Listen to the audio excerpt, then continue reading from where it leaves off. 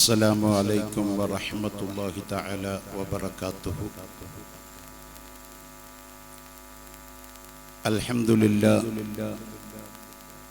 الحمد لله رب العالمين والعاقبة للمتقين والصلاة والسلام على أشرف المخلوقين وآل كل والصحابة أجمعين. أما بعد، نحمده ونستعينه ونؤمن به ونتوكل عليه ونعوذ بالله من شرور أنفسنا ومن سيئات أعمالنا. من يهده الله فلا مضل له ومن يضلل فلا هادي له. ونشهد أن لا إله إلا الله وحده لا شريك له، ونشهد أن سيدنا ومولانا محمدا صلى الله عليه وسلم عبده ورسوله، أرسله بالهدى ودين الحق ليظهره على الدين كله ولو كره المشركون. بسم الله عظيم القدرة والشان، شديد البطش والبرهان، حافظ الدين والقرآن. بسم الله ما شاء الله كان، بسم الله ما شاء الله كان، بسم الله ما شاء الله كان، وما لم يشأ لم يكن. لا حول ولا قوة إلا بالله العلي العظيم. إن أريد إلا الإصلاح ما استطعت وما توفيقي إلا بالله، عليه توكلت وإليه أنيب. أعوذ بالله من الشيطان الرجيم. بسم الله الرحمن الرحيم. والشمس تجري لمستقر لها، ذلك تقدير العزيز العليم. والقمر قدرناه منازل حتى عاد كالأرجون القديم. لا الشمس ينبغي لها أن تدرك القمر ولا الليل سابق النهار، وكل في فلك يسبحون. صدق الله مولانا العظيم. صدق وبلغ رسوله النبي الكريم، ونحن على ذلك من الشاهدين الشاكرين، والحمد لله رب العالمين. وقال رسول الله صلى الله عليه وسلم: يكون في آخر الزمان كذابون دجالون يأتونكم من الأحاديث بما لم تسمعوا أنتم ولا آباؤكم، إياكم وإياكم لا يفتنونكم ولا يضلونكم. رواه مسلم. صدق رسول الله صلى الله عليه وسلم. يا سيد السادات جئتك قاصدا، أرجو حماك فلا تخيب مقصدي. يا سيدي يا رسول الله خذ بيدي، ما لي سواك ولا ألوي على أحد.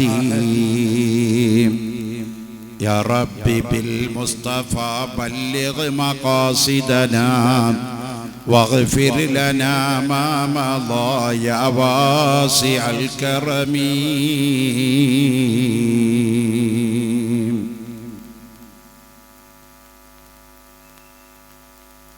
ഏറ്റവും ബഹുമാനമുള്ള പ്രിയപ്പെട്ട എരുമാട് മഖാം ഷരീഫിൽ അന്ത്യവിശ്രമം കൊള്ളുന്ന മഹാനായ വലിയുല്ലാഹി സൂഫി ഷഹീദ് ഖദ്ദസല്ലാഹു സിർറഹുൽ അസീസ് മഹാനവർകളുടെ ഉറൂസ് മുബാറക്കിനോട് അനുബന്ധിച്ച് അതിൻ്റെ രണ്ടാം ദിവസമായ ഇന്ന് ഇവിടെ ഒരുമിച്ചു കൂടിയിരിക്കുന്ന പ്രിയപ്പെട്ട പണ്ഡിതന്മാരെ, ഉസ്താദുമാരെ, സാദാത്യങ്ങളെ, ഉലമാക്കളെ, ഉമറാക്കളെ, പ്രിയപ്പെട്ട മുത്തഅല്ലിമുകളെ, യുവാക്കളെ, പ്രിയപ്പെട്ട ഉമ്മമാരെ, സഹോദരിമാരെ, അൽഹംദുലില്ലാഹ് അർഹമുർ-റഹീമായ റബ്ബിന്റെ മഹദായ ഫദ്ല് കൊണ്ട്, അവന്റെ മഹത്തായ അനുഗ്രഹം കൊണ്ട് നമുക്ക് ഈ വേദിയിൽ വരാനും കാണാനും പറയാനും മറ്റൊക്കെ തൗഫീഖ് നൽകിയ രാജാതിരാജനായ രാജസയ്യിദായ അല്ലാഹു റബ്ബുൽ ഇസ്സത്തിനാണ് സർവത്ര സ്തോത്രങ്ങളും. അൽഹംദുലില്ലാഹി അലാ കുല്ലി ഹാലിൻ അൽഫ മർറ. ബഹുമാനമുള്ളവരെ, ഇന്ത്യക്കകത്തും പുറത്തും ഒരുപോലെ അറിയപ്പെടുന്ന ഒരു പ്രദേശമാണ് കർണാടക സ്റ്റേറ്റിലെ കുടക് ജില്ലയിലെ എരുമാട്, എമ്മനാട് എന്നറിയപ്പെടുന്ന ചരിത്രപ്രസിദ്ധമായ ഈ പ്രദേശം. അല്ലാഹുവിന്റെ ദീനിന്റെ ഖാദിമീങ്ങളായ സത്യവിശ്വാസികളുടെ മനസ്സിൽ എരുമാട് എന്ന് കേൾക്കുമ്പോൾ ഒരുപാട് സന്തോഷങ്ങളും ഒരുപാട് ആവേശങ്ങളും തുടിക്കുന്ന നാടാണ് ഈ നാടിന്റെ പേര് തന്നെ. ഈ ഉറൂസിൽ ഇന്ത്യയുടെ എല്ലാ ഭാഗങ്ങളിൽ നിന്നും ആയിരക്കണക്കായ ആളുകൾ ഇവിടെ നടക്കുന്ന വിവിധങ്ങളായ പരിപാടികളിൽ സംബന്ധിക്കാൻ നാടിന്റെ നാനാഭാഗങ്ങളിൽ നിന്നും വിമാനത്തിലും അതുപോലെ തന്നെ കരമാർഗം കാറുമാർഗത്തിലും സഞ്ചരിച്ചും നടന്നുമൊക്കെയായി അന്യവിദൂര ദിക്കുകളിൽ നിന്ന് വരെ ആളുകൾ നമ്മുടെ നാട്ടിലേക്ക് ഒഴുകിക്കൊണ്ടിരിക്കുകയാണ്. ബഹുമാനപ്പെട്ട ഈ മഖാമിൽ അന്ത്യവിശ്രമം കൊള്ളുന്ന മഹാനായ സൂഫി ഷഹീദ് ഖദ്ദസല്ലാഹു സിർറഹുൽ അദീദ് മഹാനവർകൾ അവിടുത്തെ ജീവിതകാലത്ത് കാണിച്ചു തന്ന അവിടുത്തെ കറാമത്തുകൾ, അവിടുന്ന് പ്രബോധനം ചെയ്ത അഹ്ലുസുന്ന വൽ ജമാഅയാകുന്ന ദീനിന്റെ മഹത്തായ ആദർശങ്ങൾ ഈ കുടക് ജില്ലയിലെ, പ്രത്യേകിച്ച് കർണാടക സ്റ്റേറ്റിന്റെ എല്ലാ ഭാഗങ്ങളിലും എത്തിക്കാൻ മഹാനവർകളുടെ അശ്രാന്ത പരിശ്രമത്തിന്റെ ഫലമായിട്ടാണ് നമ്മുടെ ഈ നാടും ഇതിന്റെ പ്രദേശമൊക്കെ അള്ളാഹുവിന്റെ ദീനിന്റെ പ്രചരണ പ്രവർത്തനങ്ങൾ ശക്തിമത്തായി തീർന്നത്. അള്ളാഹുവിന്റെ ഔലിയാക്കൾ അവരുടെ ദൗത്യം തന്നെ അള്ളാഹുവിന്റെ ദീൻ പ്രചരിപ്പിക്കുക എന്നുള്ളതാണ്. അള്ളാഹുവിന്റെ ദീൻ പ്രചരിപ്പിക്കുക, അതാരുടെ മുമ്പിലും സത്യം വിളിച്ചു പറയാൻ അള്ളാഹുവിന്റെ മഹത്തുക്കളായ ഔലിയാക്കൾക്ക് ഒരു മടിയും ഉണ്ടാവില്ല. നമുക്കറിയാം, ഇന്ത്യയുടെ സുൽത്താൻ എന്നറിയപ്പെടുന്ന സുൽത്താനുൽ ഹിന്ദ് ഖാജ മുഈനുദ്ദീൻ ചിശ്തി അൽ അജ്മീരി ഖദ്ദസല്ലാഹു സിർറഹുൽ അദീദ് തങ്ങൾ, ആ മഹാനുഭാവൻ അന്ന് അവിടെ വന്ന് രാജസ്ഥാനിൽ വന്ന് അജ്മീറിൽ വന്ന് തമ്പടിച്ച് അവിടുത്തെ ദീനീ പ്രബോധനത്തിന്റെ ഫലമായി നിരവധി കറാമത്തുകൾ പ്രദർശിപ്പിച്ചതിന്റെ കാണിച്ചതിന്റെ ഫലമായി 10,000ങ്ങൾ ഇസ്ലാമിലേക്ക് കയറി വരികയും ആ ഭാഗങ്ങൾ മുഴുവൻ ഇസ്ലാമിക ദഅവത്തിന് നേതൃത്വം നൽകിയ, തുല്യതയില്ലാത്ത ദീനീ പ്രവർത്തനം നടത്തിയ മഹാനാണ് ഇന്നും കറാമത്തുകളെ കൊണ്ട് ലോകമറിച്ചുകൊണ്ടിരിക്കുന്ന അജ്മീറിൽ അന്ത്യവിശ്രമം കൊള്ളുന്ന സുൽത്താനുൽ ഹിന്ദ് ഖാജ മുഈനുദ്ദീൻ ചിശ്തി ഖദ്ദസല്ലാഹു സിർറഹുൽ അദീദ് തങ്ങൾ. അങ്ങനെ നമ്മുടെ ഇന്ത്യ രാജ്യത്തിന്റെ വിവിധ ഭാഗങ്ങളിലേക്ക് നമ്മൾ കണ്ണോടിച്ചു നോക്കിയാൽ ഏർവാടിയിൽ അന്ത്യവിശ്രമം കൊള്ളുന്ന ഖുത്ബ് സുൽത്താൻ സയ്യിദ് ഇബ്രാഹിം ബാദുഷാ തങ്ങളായാലും, നാഗൂരിൽ അന്ത്യവിശ്രമം കൊള്ളുന്ന ഷാഹുൽ ഹമീദ് മീറാൻ തങ്ങളായാലും, സുബ്ഹാനല്ലാഹ്, നിസാമുദ്ദീനിൽ അന്ത്യവിശ്രമം കൊള്ളുന്ന ബഹുമാനപ്പെട്ട നിസാമുദ്ദീൻ ഔലിയായാലും, ഭക്തിയാർക്കാക്കിയായാലും അങ്ങനെയുള്ള മഹത്തുക്കളുടെ ചരിത്രങ്ങളൊക്കെ എടുത്ത് വായിച്ചു നോക്കിയാൽ അവരുടെ കഠിനമായ പ്രവർത്തനത്തിന്റെ ഫലമായി അള്ളാഹുവിന്റെ ദീൻ ഇവിടെ പ്രചരിപ്പിക്കാൻ വേണ്ടി അവർ ചെയ്ത ത്യാഗത്തിന്റെ ഫലമാണ് ഇന്ന് നാം അനുഭവിച്ചു കൊണ്ടിരിക്കുന്ന ഈ സുഖ സൗഭാഗ്യങ്ങളൊക്കെ. പ്രിയപ്പെട്ടവരെ, ഞാൻ ആ ഭാഗത്തേക്ക് കടന്നു പോകുന്നില്ല. വിഷയങ്ങൾ സമയ സന്ദർഭോചിതമായി പണ്ഡിതന്മാർ വരും ദിവസങ്ങളിൽ ഇവിടെ അവതരിപ്പിക്കുന്നുണ്ട്. ഞാനൊന്ന് സൂചിപ്പിച്ചു എന്ന് മാത്രമേ ഉള്ളൂ. പരിശുദ്ധ ഇസ്ലാമിനെ പ്രചരിപ്പിക്കലാണ് ഔലിയായിന്റെ ജീവിത ലക്ഷ്യം തന്നെ. ഏത് വലിയനെടുത്തു നോക്കിയാലും അവരുടെ പ്രവർത്തനം ദീനിന്റെ പ്രചരണമാണ്. ബഹുമാനപ്പെട്ട ഖുതുബുൽ അഖ്താബ് ഖൗസുൽ ആദം അബ്ദുൽ ഖാദിർ ജീലാനി ഖദ്ദസല്ലാഹു സിർറഹുൽ അസീദ് തങ്ങൾ അവിടുത്തെ പ്രവർത്തനം എന്തായിരുന്നു? ദീനീ പ്രവർത്തനം തന്നെ. വഅദ് പറയാ, നസീഹത്ത് പറയാ, ജനങ്ങൾക്ക് സതുപദേശം നൽകുക. അതാണ് ദീനിന്റെ ഏറ്റവും വലിയ പ്രവർത്തനം. ദീനിന്റെ ഏറ്റവും വലിയ പ്രവർത്തനം വഅദാണ്, നസീഹത്താണ്. അദ്ദീനു അന്നസിഹ. ദീനെന്ന് പറഞ്ഞാൽ അത് സതുപദേശമാണ്. നന്മ കൊണ്ട് കൽപ്പിക്കുക, തിന്മ കൊണ്ട് വിരോധിക്കുക. ബഹുമാനപ്പെട്ട ഖുതുബുൽ അഖ്താബ് തങ്ങളുടെ ചരിത്രം പരിശോധിച്ചു നോക്കിയാൽ കാണാം, 40 വയല് പറഞ്ഞോവർ നന്നായി 90 കാലം ഇരുന്നോവർ. 40 വയല് പറഞ്ഞു, 90 കൊല്ലം ജീവിച്ചു മഹാൻ.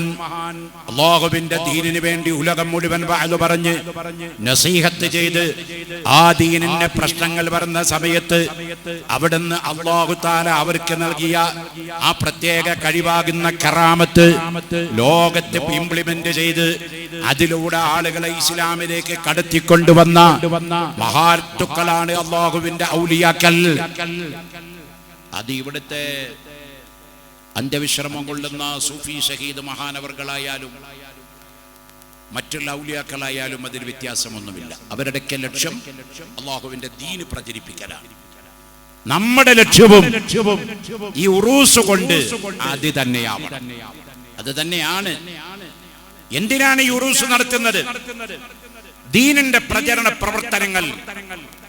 അതിനാണല്ലോ 10 ദിവസവും 12 ദിവസവും 15 ദിവസമൊക്കെ പ്രഗൽഭരും പ്രശസ്തരുമായ വലിയ പണ്ഡിതന്മാരായ ഉലമാഇനെ, സാദാത്യങ്ങളെ, മശായിഖന്മാരെ കൊണ്ടുവന്ന് ഈ വേദിയിൽ വഅദ് പറയുന്നതും ദുആ ചെയ്യിപ്പിക്കുന്നതും ആത്മീയ മജ്ലിസുകൾക്ക് നേതൃത്വം നൽകുന്നതൊക്കെ എന്തിനു വേണ്ടിയാ?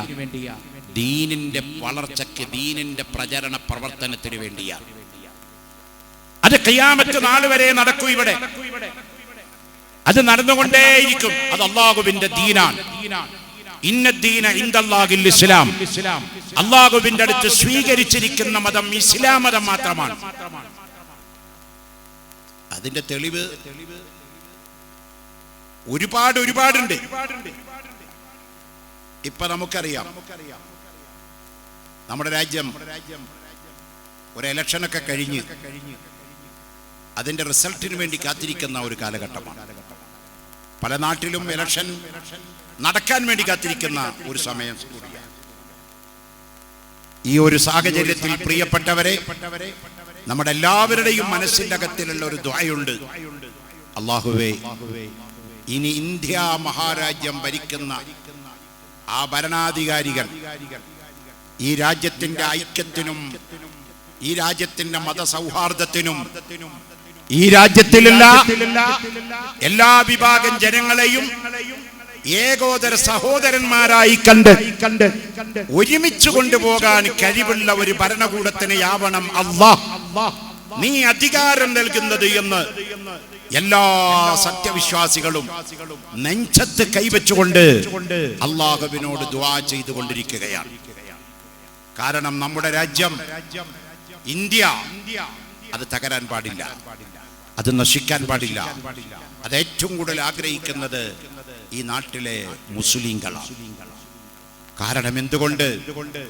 ഇന്ത്യ രാജ്യത്തെ കെട്ടിപ്പടുക്കാൻ, ഈ ഇന്ത്യ രാജ്യത്തെ ബ്രിട്ടീഷുകാരന്റെ കയ്യിൽ നിന്ന് മോചിപ്പിച്ചെടുത്ത് സ്വതന്ത്ര ഭാരതം എന്ന കൺസെപ്റ്റിലേക്ക് കൊണ്ടുവരാൻ ഏറ്റവും അധികം വിയർപ്പ് തുള്ളികൾ ഒഴിച്ചത്, ഏറ്റവും അധികം രക്തസാക്ഷികളെ കൊടുത്തത്, ഏറ്റവും അധികം മുന്നിൽ നിന്നത് ഈ സമുദായമാണ്, മുസ്ലിം സമുദായമാണ്.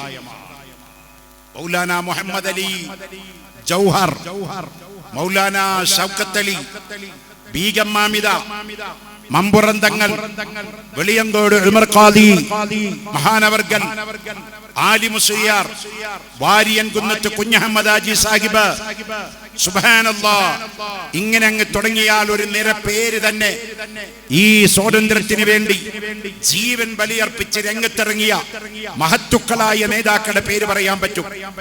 അക്കൂട്ടത്തിൽ എപ്പോഴും മുന്നിൽ നിന്ന് പറയാൻ പറ്റുന്ന ഒരു പേരാണ് കർണാടകത്തിന്റെ അഭിമാനമായ ഇന്ത്യൻ മുസൽമാന്റെ അഡ്രസ്സായ ഷഹീദെ മില്ലത്ത് ടിപ്പു സുൽത്താൻ റഹ്മത്തുള്ളാഹി അലൈഹി. ആരാണ് ടിപ്പു?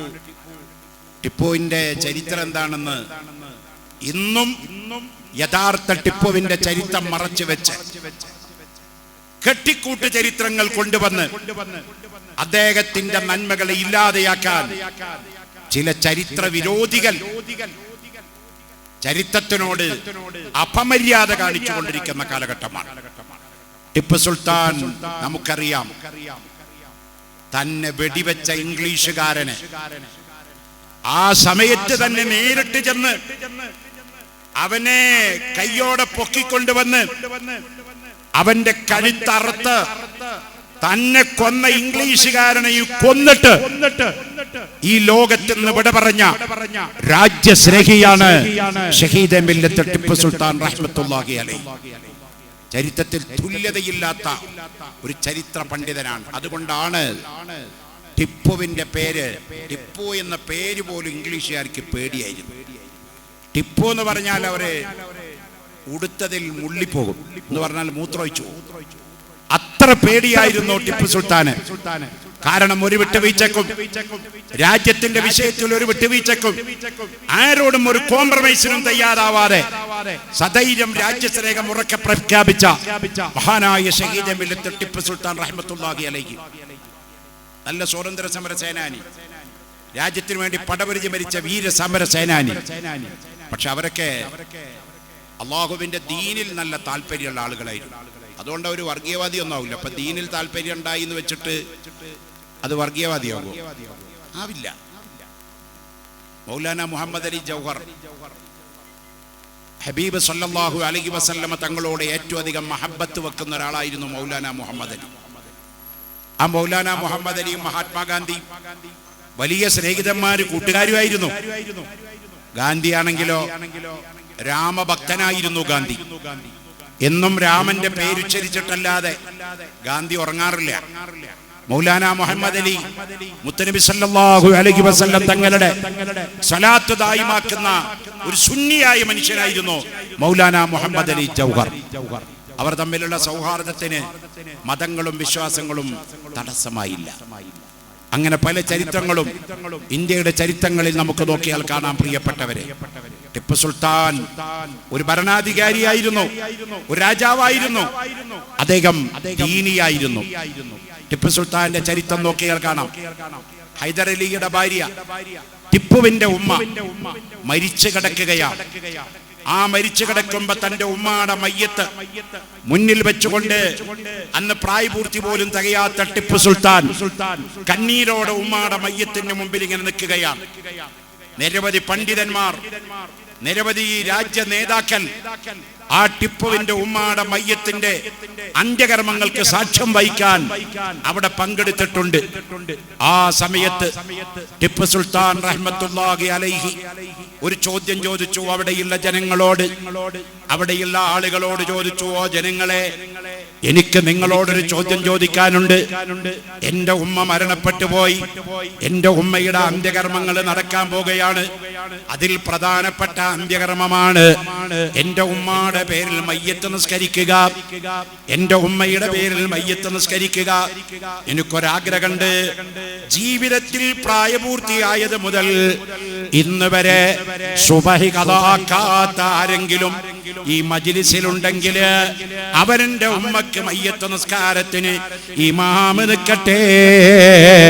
അതെന്റെ ആഗ്രഹമാണ്. എന്താ ടിപ്പുവിന്റെ ആഗ്രഹം? കൊച്ചുകുട്ടിയാണെന്ന് മീശ ശരിക്കും മുളച്ചിട്ടില്ല, ഒരാണായി എന്ന് പറയാനായിട്ടില്ല, പിള്ളേരാണ്. ആ കുട്ടിയാ പറയുന്നത് എന്റെ ഉമ്മാടെ മയ്യത്ത് നിസ്കാരത്തിന് ഇമാം നിൽക്കാൻ ഓർമ്മ വെച്ച നാള് മുതൽ സുബഹി നിസ്കാരം ഖദാക്കാത്ത ആരെങ്കിലും ഉണ്ടെങ്കിൽ അവരാവണം എന്റെ ഉമ്മക്ക് മയ്യത്ത് നിസ്കാരത്തിന് ഇമാം നിൽക്കേണ്ടത്. അക്കൂട്ടത്തിൽ വലിയ പണ്ഡിതന്മാര്, വലിയ പ്രമാണിമാരുണ്ടായിരുന്നു. ആരും മുന്നോട്ട് വന്നില്ല. പലർക്കും സംശയം, അറിഞ്ഞോ അറിയാതെയോ, കാരണമുണ്ടായിട്ടോ കാരണമില്ലാതെയോ എപ്പോഴെങ്കിലൊക്കെ ഖദായി പോയിട്ടുണ്ടെങ്കിലോ നുണ പറയണ്ടല്ലോ. പക്ഷേ ആ കൊച്ചുകുട്ടിയായ ആ ബാലനായ ടിപ്പു മുന്നോട്ട് വന്നിട്ട് പറയാണ്, എന്റെ ഉമ്മാടെ മയ്യത്ത് നിസ്കാരത്തിന് ഞാൻ തന്നെ നേതൃത്വം കൊടുക്കുകയാണ്. കാരണം എനിക്ക് ഓർമ്മ വെച്ച നാള് മുതൽ ഇന്നേ സമയം വരെ എന്റെ സുബഹി നിസ്കാരം ഒരിക്കൽ പോലും ഖദായിട്ടില്ല. എന്റെ സുബഹി നിസ്കാരം ഖദായിട്ടില്ല. അതാണ് ഷഹീദെ മില്ലത്ത് ടിപ്പു സുൽത്താൻ റഹ്മത്തുള്ളാഹി അലൈഹി. അത് ദീനിന്റെ അടിസ്ഥാനമുള്ള ചരിത്രമാണ്. പണ്ഡിതന്മാരെ ബഹുമാനിച്ച ആളാണ് ടിപ്പു സുൽത്താൻ. സന്യാസിമാരെ ആദരിച്ച ആളാണ് ടിപ്പു സുൽത്താൻ. അമ്പലം പൊളിച്ച ആളല്ല, അമ്പലത്തിന് ഗ്രാൻഡ് കൊടുത്ത ആളാണ്. അമ്പലം പൊളിച്ച ആളല്ല, അമ്പലത്തിന് സഹായം കൊടുത്ത ആളാണ്. ഒരു ഭരണാധികാരി എന്നുള്ള നിലക്ക് ക്ഷേത്രത്തിനും ചർച്ചുകൾക്കും മോസ്കുകൾക്കും ടെമ്പിളുകൾക്കും ഒക്കെ കയ്യഴിഞ്ഞ് സഹായം ചെയ്തു കൊടുത്ത ആളാണ് ഷഹീദെ മില്ലത്ത് ടിപ്പു സുൽത്താൻ റഹ്മത്തുള്ളാഹി അലൈഹി. ആ ചരിത്രം പോലും ഇവിടെ വിസ്മരിക്കപ്പെടുന്ന ഈ ആധുനിക കാലഘട്ടത്തിൽ ഇന്ന് ഈ ഉറൂസിൽ നിങ്ങളോട് സംസാരിക്കുന്ന വിഷയം ആധുനിക യുഗത്തിൽ ഇസ്ലാമിന്റെ പ്രസക്തി എന്ന വിഷയമാണ്. പ്രിയപ്പെട്ടവരെ, ഈ വിഷയം നമുക്ക് സംസാരിക്കുമ്പോൾ ഒരുപാട് പറയാനുണ്ട്. ഇന്നും ഇസ്ലാമിന്റെ പ്രസക്തി ഉണ്ടോ എന്ന് ചോദിക്കുന്നവരുണ്ട്. 6-ാം നൂറ്റാണ്ടിൽ കൊണ്ടുവന്നൊരു പഴകിയ നിയമം 21-ാം നൂറ്റാണ്ടിലും അത് പ്രായോഗികമാണോ എന്ന് ചോദിക്കുന്നവരുണ്ട്. അവർക്ക് ഒറ്റ വാക്കിലല്ല മറുപടി, ഒരുപാട് ഒരുപാട് ഒരുപാട് ഒരുപാട് വാക്കുകളിലൂടെ മറുപടി പറയേണ്ടതുണ്ട്. നിങ്ങൾ നോക്കണം, ഇന്നും ലോകത്തെ ഏറ്റവും വലിയ പ്രസ്ഥാനം ഏതാണ്? ഇസ്ലാം മതമാണ്. ലോകത്തിപ്പോ എത്ര കോടി മുസ്ലിം ഉണ്ട് എന്നാ നമ്മുടെ കണക്ക്? നമ്മുടെ കയ്യിൽ കണക്കുണ്ടാവില്ല. ഒരു മുസ്ലിമിന്റെ കയ്യിലും. ഇപ്പൊ ഞാന് കേരളത്തില് 12 കൊല്ലം കോസി ജുഡീഷ്യറി എന്ന് പറയുന്ന ഒരു കോടതിക്ക് സമാനമായ കമ്മീഷനിൽ ചീഫ് സെക്രട്ടറിക്ക് തുല്യമായ പോസ്റ്റിൽ 12 കൊല്ലം കേരള സർക്കാരിൽ ഇരുന്ന ഒരു വ്യക്തിയാണ് ഞാൻ. അന്ന് ഞങ്ങളുടെ ഡ്യൂട്ടി തന്നെ ഓരോ ജാതികളുടെയും സർവേ നടത്തി അവരുടെ അംഗസംഖ്യ കണ്ടുപിടിച്ച് അവർക്ക് ഗവൺമെന്റിന്റെ ആനുകൂല്യങ്ങൾ പ്രഖ്യാപിക്കുക, അവർക്ക് കിട്ടേണ്ട ഗവൺമെന്റിന്റെ ആനുകൂല്യങ്ങൾ വാങ്ങിച്ചു കൊടുക്കുക. അതായിരുന്നു ഞാനടക്കമുള്ള അവരുടെ ഡ്യൂട്ടി. അന്ന് എന്റെ ചെയർമാനായിരുന്നത് കേരള ഹൈക്കോടതിയിലെ മുതിർന്ന ജഡ്ജിയായി റിട്ടയർ ചെയ്ത ജസ്റ്റിസ് ശിവരാജൻ സാറായിരുന്നു. ഒന്ന് ഞാനായിരുന്നു, മറ്റൊന്ന് കേരളത്തിലെ ഏറ്റവും വലിയ സീനിയർ IAS കാരനായ ഇപ്പോഴത്തെ ചീഫ് സെക്രട്ടറിയായി, കേരളത്തിന്റെ ചീഫ് സെക്രട്ടറിയായി നിൽക്കുന്ന വേണു എന്ന് പറയുന്ന വ്യക്തിയായിരുന്നു. അങ്ങനെ ഞങ്ങൾ 4 പേരായിരുന്നു ആ കമ്മീഷൻ. 3 കൊല്ലാണ് ഒരാൾക്ക് കിട്ടുക.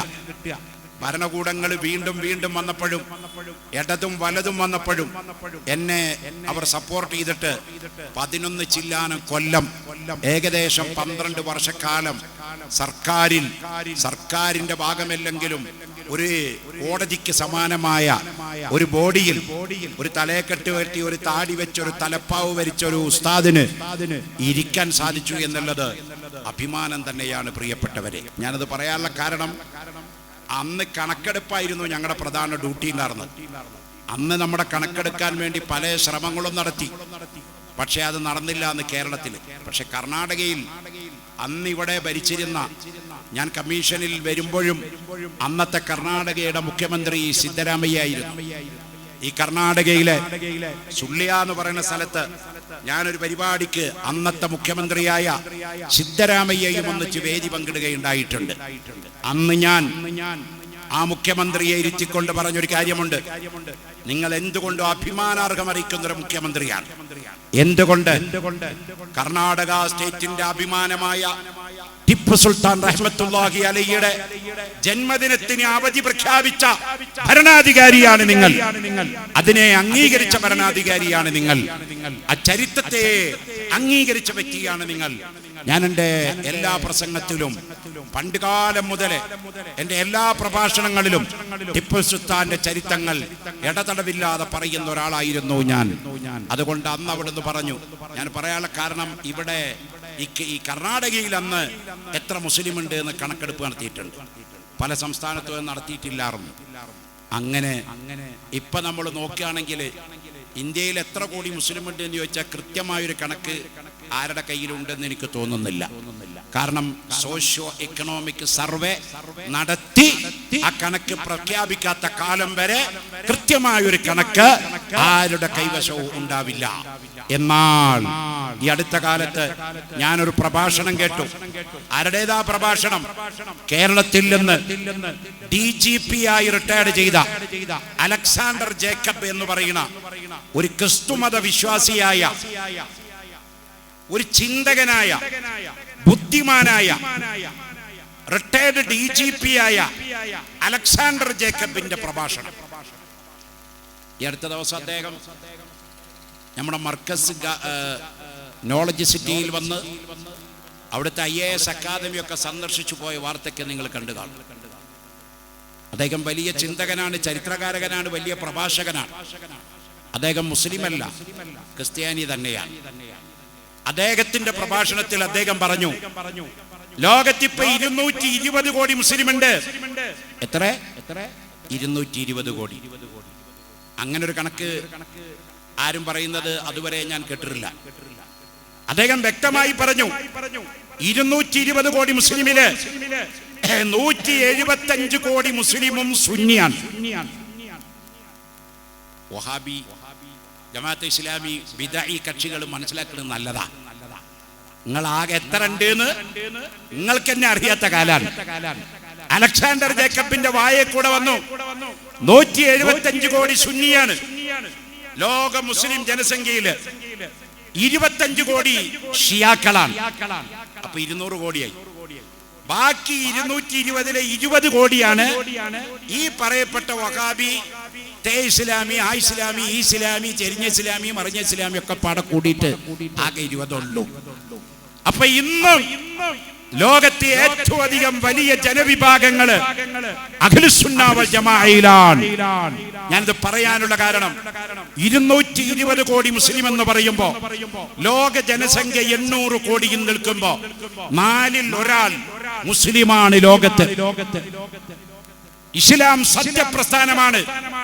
അത് ഖിയാമത്ത് നാൾ വരെ ആരൊക്കെ തച്ചുടക്കാൻ നോക്കിയാലും, ആരൊക്കെ ഇല്ലായ്മ ചെയ്യാൻ നോക്കിയാലും അതിനെ ഒരു രോമം പോലും തൊടാൻ പറ്റില്ല എന്നതിന്റെ ഏറ്റവും വലിയ തെളിവാണ് ലോക ജനസംഖ്യയിൽ 4-ൽ 1 ഇസ്ലാം മതം വളർന്ന് പന്തലിച്ച് ലോകത്തിന്റെ എല്ലാ ഭാഗത്തും ഇസ്ലാം വളർന്നുകൊണ്ടിരിക്കുന്നു. അമേരിക്കയിൽ ഏറ്റവും സ്പീഡിൽ വളരുന്ന മതം ഇസ്ലാം. ലണ്ടനിൽ ഏറ്റവും സ്പീഡിൽ വളരുന്ന മതം ഇസ്ലാം. സൗദി അറേബ്യയിലെ കഥയല്ല പറയണേ, കുവൈറ്റിലെ കഥയല്ല പറയണേ, ഖത്തറിലെ കഥയല്ല പറയണേ, UAE-യിലെ കഥയല്ല പറയണേ.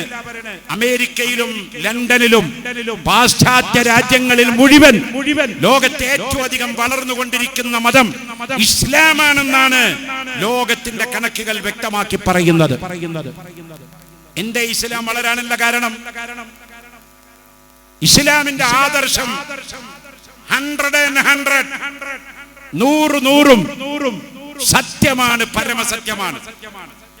അതിലൊരു യുക്തിവാദിക്കും അതിലൊരു യുക്തിക്കും ബുദ്ധിക്കും നിരക്കാത്ത ഒരു കാര്യവും ഇല്ല. ഖിയാമത്ത് നാൾ വരെ ആര് ചലഞ്ച് ബൈ ചലഞ്ച്, ആര് ഖണ്ഡിക്കാൻ വന്നാലും നെഞ്ചുറപ്പോടെ, കരുളുറപ്പോടെ, അഭിമാനത്തോടെ ആരുടെ മുമ്പിലും പറയാൻ പറ്റും, ഇസ്ലാം അല്ലാഹുവിന്റെ മതമാണ്. അത് ഖിയാമത്ത് നാൾ വരെ നിലനിൽക്കും. ഒറ്റ ആദ്യത്തെ തെളിവ് നമുക്ക് കൊണ്ടുവരാം. പ്ലീസ്, ആദ്യത്തെ തെളിവ് നമുക്ക് കൊണ്ടുവരാം. പരിശുദ്ധ ഖുർആൻ. പരിശുദ്ധ ഖുർആൻ. ആ ഖുർആൻ ഇസ്ലാമിന്റെ ആവിർഭാവ കാലഘട്ടത്തിൽ തന്നെ ഖുർആൻ ഇങ്ങനെ അവതരിക്കാൻ തുടങ്ങുമ്പോൾ മക്കക്കാഫിരിങ്ങൾ പല പല ഊഹോപോഹങ്ങളും അതിന് പറഞ്ഞു പരത്തി. ചിലർ പറഞ്ഞു ഖുർആൻ കെട്ടുകഥയാണ്, ഖുർആൻ വട്ടുകഥയാണ്, ഖുർആൻ ജ്യോത്സ്യന്മാരുടെ പ്രവചനങ്ങളാണ്, ഖുർആൻ പകർത്തി എഴുതിയതാണ്, ഖുർആൻ ബൈബിളിൽ നിന്നും തൗറയിൽ നിന്നൊക്കെ പകർത്തി എഴുതിയ കട്ടുകഥകളാണ്. എന്നാൽ അല്ലാഹു തആല അവരെ വിളിച്ചുകൊണ്ട് പറഞ്ഞു, ഖുൽ ഇൻ കുൻതും ഫീ റൈബിൻ മിമ്മാ നസ്സൽനാ അലാ അബ്ദിനാ ഫഅതൂ ബിസൂറത്തിൻ മിൻ മിസ്ലിഹി.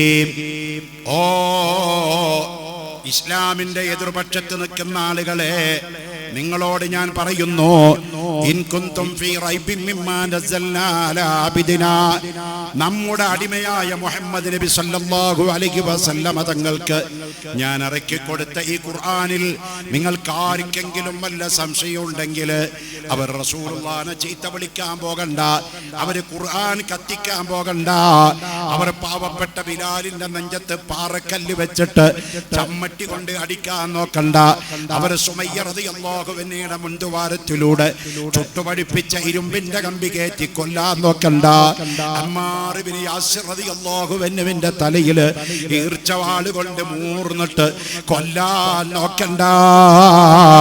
ഒറ്റ കാര്യം നിങ്ങൾ ചെയ്താൽ മതി, 114 അധ്യായം പരിശുദ്ധ ഖുർആനിലുണ്ട്, 114 സൂറത്തുകൾ പരിശുദ്ധ ഖുർആനിലുണ്ട്. ആ സൂറത്തുകളിൽപ്പെട്ട ഏതെങ്കിലും ഒരു സൂറത്തിന് സമാനമായി ധൈര്യമുള്ള ആരെങ്കിലും ഉണ്ടെങ്കിൽ ഖുർആനിൽ അല്ലാഹു പറഞ്ഞ പോലത്തെ ഒരു സൂറത്ത്, അതിനോട് കടപിടിക്കുന്ന ഒരു സൂറത്ത് ധൈര്യമുണ്ടെങ്കിൽ കൊണ്ടുവാടോ. അല്ലാഹു വെല്ലുവിളിച്ചു. 2024 ഇന്ന് ഏപ്രിൽ 27-ാം തീയതി കഴിഞ്ഞു. 28ലേക്ക് നമ്മൾ കടക്കാം, അല്ലെങ്കിൽ കടന്നു, അല്ലെങ്കിൽ കടക്കാൻ പോവുകയാണ്. ഈ സമയം വരെ ലോകത്ത് ആർക്കെങ്കിലും എവിടെങ്കിലും പരിശുദ്ധ ഖുർആനിന്റെ ഈ വെല്ലുവിളി ഏറ്റെടുത്തിട്ട് പരിശുദ്ധ ഖുർആൻ കൊണ്ടുവന്ന അതേ ശൈലിയിൽ, അതേ ഈണത്തിൽ, അതേ ആശയത്തിൽ ഒരു സമാന്തരം കൊണ്ടുവരാൻ ഇന്ന് വരെ ആർക്കെങ്കിലും സാധിച്ചിട്ടുണ്ടോ? ഖുർആൻ വെല്ലുവിളിച്ചു. പലരും നോക്കൊക്കെ ചെയ്തിട്ടുണ്ട്, നോക്കാഞ്ഞിട്ടല്ല, പറ്റാഞ്ഞിട്ടാ. അക്കാലത്തന്നെ നോക്കി. ആരാ? അന്നത്തെ പ്രതിപക്ഷ നേതാവ്. ആര്? അബൂജാഹില് ലഅനത്തുല്ലാഹി അലൈഹി. അന്നാ മുപ്പരാ പ്രതിപക്ഷം നേതാവ് അയാളാണ്, അബൂജാഹിൽ. അബുൽ ഹക്കം എന്ന് വിളിപ്പേരുണ്ടായിരുന്ന പിന്നീട് അബൂജാഹിലായി മാറിയ അബൂജാഹിൽ. അവൻ പറഞ്ഞു, മുഹമ്മദിന്റെ ആ വെല്ലുവിളി ഞാൻ സ്വീകരിക്കുകയാണ്, ഞാൻ കൊണ്ടുവരും ഖുർആൻ. ആഹാ, അങ്ങനുണ്ടോ? അക്ഷരാഭ്യാസമില്ലാത്ത, ഒരു പള്ളിക്കൂടത്തിൽ പോയി പഠിക്കാത്ത, ഒരു ഡിഗ്രി പാസ്സാവാത്ത, ഒരു ഡോക്ടറേറ്റ് ഇല്ലാത്ത, അത്രയും വിദ്യാഭ്യാസമൊന്നും ഇല്ലാത്ത ആ കേവലം നിരക്ഷര കുക്ഷിയായ നമ്മളെ കല്ലമീൻ എന്ന് വിളിച്ച ആ മുഹമ്മദ് കൊണ്ടുവന്ന ഈ ഖുർആനിനെ വെല്ലുവിളിക്കാൻ നമ്മുടെ കൂട്ടത്തിൽ സാഹിത്യകാരന്മാരില്ലേ, നമ്മുടെ കൂട്ടത്തിൽ ബുദ്ധിജീവികളില്ലേ, നമ്മുടെ കൂട്ടത്തിൽ കഴിവുള്ളവരില്ലേ, പ്രാപ്തിയുള്ളവരില്ലേ, എല്ലാരെയും ഒരുമിച്ച് കൂട്ടിയ അബൂജാഹില് ഈ വിവരം പറഞ്ഞു, മുഹമ്മദിന്റെ വെല്ലുവിളി സ്വീകരിക്കണം, നമുക്കൊരു ഡ്യൂപ്ലിക്കേറ്റ് ഖുർആൻ ഉണ്ടാക്കണം. കിട്ടാവുന്ന ആൾക്കാരൊക്കെ വെല്ലുവിളിക്കാൻ കൊണ്ടുവന്നു, പരിശ്രമിച്ചു. അങ്ങനെ കുറെ ദിവസങ്ങൾ പരിശ്രമിച്ചിട്ട് ഒരു 4 വരി എഴുതി ഉണ്ടാക്കി. അബൂലഹബിനെ വിളിച്ചു. ആരാ അബൂലഹബ്? ഹബീബ് നബി സല്ലല്ലാഹു അലൈഹി വസല്ലമ തങ്ങളുടെ പിതൃവ്യനായ അല്ലാഹുവിന്റെ റസൂലിന്റെ വലിയ ശത്രുവായ അബൂലഹബിനെ വിളിച്ചിട്ട് പറഞ്ഞു, അബൂലഹബേ, നിന്റെ സഹോദരന്റെ മകൻ അബ്ദുള്ളയുടെ മകനായ മുഹമ്മദ് നമ്മളെ മൊത്തം വെല്ലുവിളിച്ചിരിക്കുകയാണ് ഖുർആനിന്റെ പേര് പറഞ്ഞിട്ട്. അതുകൊണ്ട് മുഹമ്മദിനെ ഓടിക്കാൻ ഞാനൊരു ഖുർആൻ ഉണ്ടാക്കിയിട്ടുണ്ട്. അബൂലഹബ് പറഞ്ഞു, എന്നാ ഞാനതൊന്ന് കേൾക്കട്ടെ. അബിൽ ഖുബൈസ് മലയുടെ അടിഭാഗത്ത് വന്നു അബൂലഹബ്. അബൂജാഹിലും അവിടെ വന്നു. അബൂലഹബിനോട് അബൂജാഹിൽ പറഞ്ഞു, എന്നാ ഞാൻ പറയട്ടെ. അബൂലഹബ് കാതുകൂർപ്പിച്ചിരുന്നു, കേൾക്കട്ടെ, പറ, അതിങ്ങട് കിട്ടിയിട്ട് വേണം മുഹമ്മദിന്റെ കഥ കഴിക്കാൻ. അബൂജാഹിൽ ഓതിക്കൊടുത്തു, വൽ ഫീലു മൽ ഫീൽ വമാ അദ്റാക മൽ feel. Who is the elephant? ആന എന്ന് പറഞ്ഞാൽ അതെന്താണ്? ആനനങ്ങൾ കണ്ടിട്ടുണ്ടോ? ലഹൂദനബുൻ തവീൽ, അതിന് നീണ്ടൊരു വാലുണ്ട്. വലഹു ഖുർതൂമുൻ തവീൽ, അതിനേക്കാൾ വലിയൊരു തുമ്പിക്കൈയുണ്ട്. ഈ പരാമർശം കേട്ടപ്പോഴേ അബീലഹബ് അവിടെ നിന്ന് എഴുന്നേറ്റുകൊണ്ട് അബൂജാഹിലിന്റെ മുഖത്ത് നോക്കിക്കൊണ്ട് പറഞ്ഞു, തബ്ബൻ ലക യാ ജഹൽ അലിഹാദാ ജമഅതനാ. എടാ വൃത്തികെട്ട ജാഹിലേ, ഇത് പറയാനായി നീ എന്നെ ഇങ്ങോട്ട് ഒരുമിച്ച് കൂട്ടിയത്, ഞങ്ങളെ വിളിച്ചത്? മുഹമ്മദിന്റെ ഖുർആനിൽ പറയുന്നത് എന്താണ്? അല്ലാഹ് അലം തറ കൈഫ ഫഅല റബ്ബുക ബി അസ്ഹാബിൽ ഫീൽ അലം യജ്അൽ കൈദഹും ഫീ തദ്ലീൽ വഅർസല അലൈഹിം തൈറൻ നബാബീൽ തർമീഹിം ബിഹിജാറത്തിൻ മിൻ സിജ്ജീൽ ഫജഅലഹും കഅസ്ഫിൻ മഅകൂൽ. എത്ര അർത്ഥവത്തായ കാര്യമാണ് ഖുർആൻ കൊണ്ടുവരുന്നത്. ആനക്കലകത്തിൽ സംഭവിച്ച കാര്യം, അലം തറ കൈഫ ഫഅല റബ്ബുക ബി അസ്ഹാബിൽ ഫീൽ. ആനകളുമായി കഅബം പൊളിക്കാൻ വേണ്ടി വന്ന അബ്രഹത്തിന്റെ ആനപ്പടയെ നശിപ്പിച്ചത് നിങ്ങൾ കണ്ടിട്ടില്ല നബിയേ? വഅർസല അലൈഹിം തൈറൻ നബാബീൽ, അവരുടെ തലക്ക് മുകളിൽ ഞാൻ പക്ഷികളെ പറഞ്ഞയച്ചു. അബാബീൽ പക്ഷികളെ. ഹിജാറത്തും മിൻ സിജ്ജീൽ, ചൂടാക്കപ്പെട്ട കല്ലുകൾ വായയിൽ വെച്ച് കൊടുത്തു. ആ പക്ഷികൾ വന്ന് ഓരോ കല്ലും ഓരോ ശത്രുവിന്റെ നെറുകത്തിട്ടു. ഉദദ്വാരത്തിലൂടെ ഒരുക്കി വലിച്ചവൻ ഭൂമിയിൽ നിലം പതിച്ച് വീണു. ഇതാണ് ഖുർആൻ പറഞ്ഞത്. ഇതിനെ വെല്ലുവിളിച്ചിട്ടാണ്, ഇതിന് തുല്യതയായിട്ടാണ് അബൂജാഹിലിന്റെ ഡ്യൂപ്ലിക്കേറ്റ് വന്നത്. അപ്പോഴേ തള്ളിയാരി അബീലഹബ് ലഅനത്തുല്ലാഹി അലൈഹിമാ, രണ്ടാളും തള്ളി കേട്ടോ. അപ്പൊ ഉണ്ടാക്കുമ്പോഴേക്കും തൂറ്റിപ്പോയി അള്ളാഹുവിന്റെ കലാമായ ഖുർആൻ. അതിന്റെ ആശയങ്ങൾ ഖിയാമത്ത് നാൾ വരെ ഒരു വ്യത്യാസമില്ലാതെ ഖുർആൻ എന്നും അതിന്റെ ആശയം നിലനിൽക്കുകയാണ് തനിച്ച്. സൂറത്ത് യാസീനിൽ നമ്മൾ സ്ഥിരമായി ഓതുന്ന, നമ്മളെല്ലാവരും യാസീൻ അറിയാത്ത ആൾക്കാരുണ്ടാവില്ല അല്ലേ? ആരെങ്കിലും യാസീൻ സൂറത്ത് മരിച്ചവന്റെ അടുത്തോ മരണം ഹാദറായവന്റെ അടുത്തോ സൂറത്ത് യാസീൻ ഓതിയാൽ, മരിച്ചവന്റെ അടുത്ത് ഓതിയാൽ അവന്റെ ഖബർ അല്ലാഹു തആല വിശാലമാക്കി കൊടുക്കും. മരണം ഹാദറായവന്റെ അടുത്ത് ഓതിയാൽ ഈമാൻ സലാമത്തായി മരിക്കാൻ അത് ഉപകരിക്കും. അത്ര പവറുള്ള സൂറത്താണ് സൂറത്ത് യാസീൻ. ആ സൂറത്ത് യാസീനിൽ അല്ലാഹു തആല ഒരു ആയത്തിലൂടെ പറഞ്ഞു, വശംസു തജ്രീ ലിമുസ്തഖറിൻ ലഹാ ദാലിക തഖ്ദീറുൽ അസീസിൽ അലീം. സൂര്യൻ 1400 കൊല്ലം മുമ്പേ, നിങ്ങൾ ചിന്തിക്കണം, 1400 കൊല്ലം മുമ്പേ സൂര്യനെ പറ്റിയുള്ള വിശ്വാസം എന്താ? സൂര്യൻ അള്ളയാണ്, ചന്ദ്രൻ അള്ളയാണ്, തീയ് അള്ളയാണ് എന്ന് പറഞ്ഞാൽ തീയ് ദൈവാണ്, ചന്ദ്രൻ ദൈവാണ്, സൂര്യനും ദൈവാണ്, വെള്ളവും ദൈവാണ്. ഇതൊക്കെ ആരാധനക്ക് അവകാശപ്പെട്ടതാണെന്ന് വിശ്വസിച്ചിരുന്ന ഒരു തലമുറയോട് അർദ്ധശങ്കയ്ക്കിടയില്ലാതെ ഖുർആൻ പറഞ്ഞു, ഓ ജനങ്ങളെ, സൂര്യൻ ദൈവമല്ല, ചന്ദ്രൻ ദൈവമല്ല, വായു ദൈവമല്ല, അഗ്നി ദൈവമല്ല, ആരാധനയ്ക്ക് അർഹതയുള്ളവൻ അല്ലാഹു ഒരുവനാണ്, അല്ലാഹു റബ്ബുൽ ആലമീൻ, അല്ലാഹു റബ്ബുൽ ആലമീൻ. ഖുർആൻ പറഞ്ഞു, വശംസു തജ്രീ ലിമുസ്തഖറിൻ ലഹാ. സൂര്യൻ നടക്കുന്ന ഒരു ഗ്രഹമാണ്. ആദ്യമായിട്ട് അങ്ങനെ ഒരു വേദഗ്രന്ഥം പറയുന്നത്. നടക്കാണ്, സൂര്യൻ ചലിക്കുന്നുണ്ട്. അന്നത്തെ വിശ്വാസം സൂര്യൻ അവിടെ നിൽക്കാന്നായിരുന്നു. സൂര്യൻ ദൈവാണെന്ന് വിശ്വസിച്ചിരുന്ന കാലം. അവിടെ ഖുർആൻ പറഞ്ഞു സൂര്യൻ ഗ്രഹമാണ്, സൃഷ്ടിയാണ്, ദൈവമൊന്നല്ല, തമ്പുരാനും അല്ല. അതുകൊണ്ട് സൂര്യൻ ഒരു ഗ്രഹമാണ്. തെജിരി, അത് നടക്കുന്നുണ്ട്. ലി മുസ്തഖറില്ലഹ, അതിന്റെ മുസ്തഖറിലൂടെ, ഭ്രമണപഥത്തിലൂടെ. വൽ ഖമറ, ചന്ദ്രനും എങ്ങനെയാണ്? ഖദ്ദർനാഹു മനാസിൽ, അതിന് ചില മാർഗങ്ങളും റോഡുകളും ഒക്കെ ഞാൻ കണക്കാക്കി വെച്ചിട്ടുണ്ട്. എന്നിട്ട് അല്ലാഹ് പറഞ്ഞു ഖുർആനില്, ലശംസു യംബഗീ ലക, സൂര്യൻ ഒരിക്കലും പറ്റൂല അൻ തുദ്രികൽ ഖമർ, ചന്ദ്രനെ ഓവർടേക്ക് ചെയ്യാൻ. സൂര്യനും ചന്ദ്രനും കൂടി ഒരു കൂട്ടിമുട്ടല്. സൂര്യൻ അങ്ങോട്ട് കറങ്ങണു, ചന്ദ്രൻ അങ്ങോട്ട് കറങ്ങണു, വ്യാഴം അങ്ങോട്ട് കലർന്നു, മറ്റേ ഗ്രഹങ്ങൾ ഇങ്ങനെ കറങ്ങണു. വകുല്ലും ഫീ ഫലകി യസ്ബഹൂൻ, എല്ലാ ഗ്രഹങ്ങളും ഗാലക്സികളും ഇങ്ങനെ കറങ്ങിക്കൊണ്ടിരിക്കുക. എന്നാ സൂര്യൻ പോയി ചന്ദ്രനെ മുട്ടോ, ചന്ദ്രൻ പോയി സൂര്യനെ മുട്ടോ? ഒരു കൂട്ടിടി ഉണ്ടാകുമോ? സുബ്ഹാനല്ലാഹ്. ആരാണ് ഇതിന്റെ ട്രാഫിക് നിയന്ത്രിക്കുന്നത്? ഞാനിന്ന് തൃശ്ശൂരിൽ നിന്ന് ഇന്നലെ പുറപ്പെട്ടത് അങ്ങോട്ട് പോയാൽ എൻ്റെ നാട്ടിൽ നിന്ന്. ഇന്ന് രാവിലെ സുബഹിസ്കരിച്ച് പുറപ്പെട്ട റോഡ് തൃശ്ശൂർ മുതൽ തലശ്ശേരി വരെ പൊളിച്ചിട്ടിരിക്കുകയാണ്. ഹൈവേ വികസനം നടക്കുക. അപ്പോൾ ഒരു 40, 30, 50 സ്പീഡിലല്ലാതെ വണ്ടി ഓടത്തില്ല.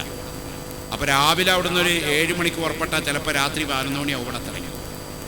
അപ്പോൾ ഇന്നലെ രാത്രി തന്നെ പുറപ്പെട്ട് മലപ്പുറം ജില്ലയിൽ ഒരു സ്ഥലത്ത് വന്ന് സ്റ്റേ ചെയ്ത് അവിടെ നിന്ന് സുബഹി നമസ്കാരം കഴിഞ്ഞ് നേരത്തെ തന്നെ പുറപ്പെട്ടിട്ടാണ് മഗ്‌രിബിന്റെ മുമ്പായി എനിക്ക് ഇവിടെ എത്തിച്ചേരാൻ സാധിച്ചു. അൽഹംദുലില്ലാ. അങ്ങനെ ഞാൻ വരുമ്പോ കണ്ണൂരെത്തുന്നതിന്റെ ഇടയില്, തലശ്ശേരി എത്തുന്നതിന്റെ ഇടയില് 4 സ്ഥലത്ത് വാഹനങ്ങൾ പരസ്പരം കൂട്ടിയിടിച്ചിട്ട് തകർന്ന് തരിപ്പണായി കിടക്കുകയാണ് ഹൈവേയില്. ഇവിടെ ഹൈവേ പെട്രോളിങ്ങിന് പോലീസുണ്ട്. അതിന്റെ പുറമെ ക്യാമറകൾ AI1U ക്യാമറ വെച്ചിട്ടുണ്ട് കേരളത്തിൽ. എല്ലാ സ്ഥലത്തും ക്യാമറകളായിരിക്കണത്. പോലീസില്ലെങ്കിലും ക്യാമറ ഒപ്പിയെടുക്കും. പിന്നീട് വീട്ടിലേക്ക് കടലാസ് വരും.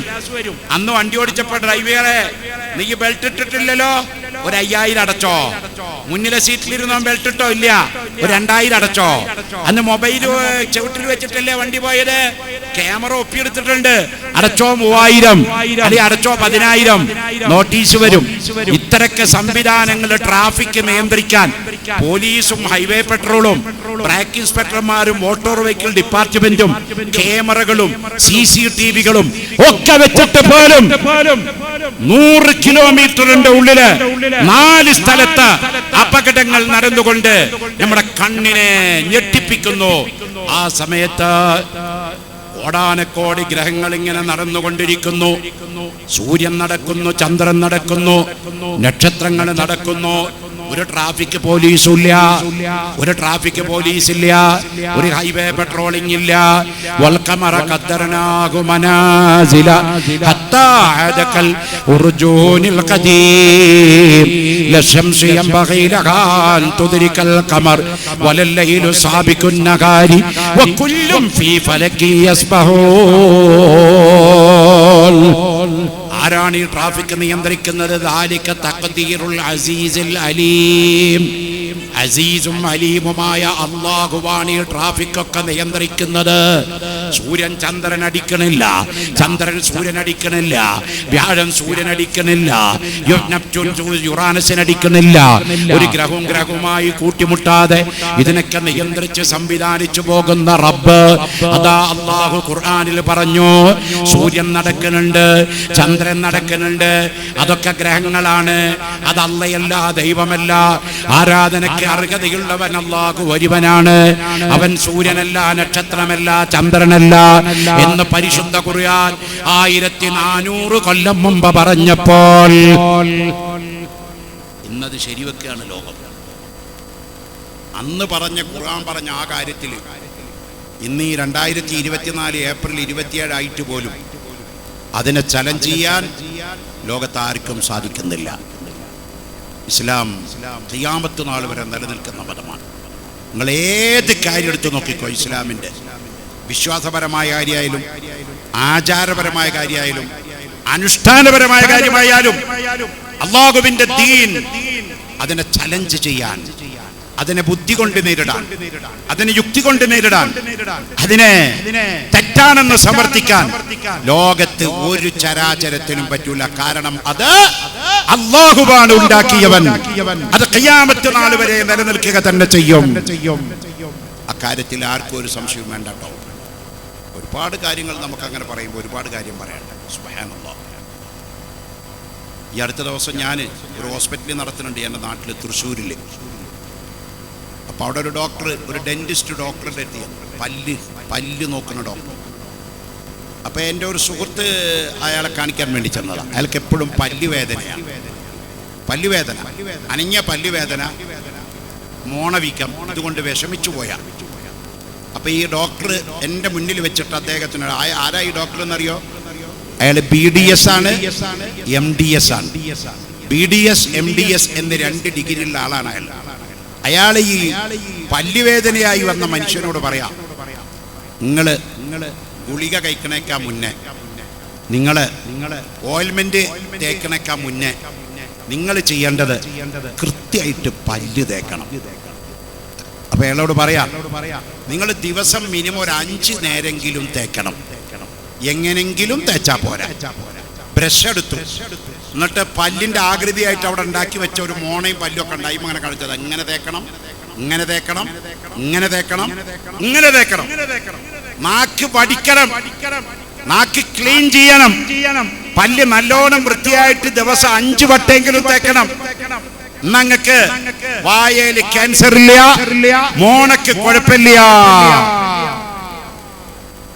1400 കൊല്ലം മുമ്പ് റഹ്മത്തുൽ ലിൽ ആലമീനായ നബി മുഹമ്മദുർ റസൂലുള്ളാഹ് സല്ലല്ലാഹു അലൈഹി വസല്ലമ തങ്ങൾ പറയുകയാണ്, ഒരു ഹദീസ് നോക്കൂ നിങ്ങൾ, ലൗലാ അന്ന ശുക്കാല ഉമ്മത്തി ലഅമർതുഹും ബിസിവാക്. ലൗലാ അന്ന ശുക്കാല ഉമ്മത്തി, എൻ്റെ സമുദായത്തിനൊരു വിഷമമില്ലാതിരിക്കുകയായിരുന്നുവെങ്കിൽ ലഅമർതുഹും ബിസിവാക്, അവരോട് വായ വൃത്തിയാക്കാൻ മിസ്വാക്ക് ചെയ്യാൻ ഞാൻ കൽപ്പിക്കുമായിരുന്നു. 5 വഖത്ത് നിസ്കാരത്തിന് wudu എടുക്കുമ്പോഴൊക്കെയോ വായ വൃത്തിയാക്കൽ നിർബന്ധാക്കുമായിരുന്നു.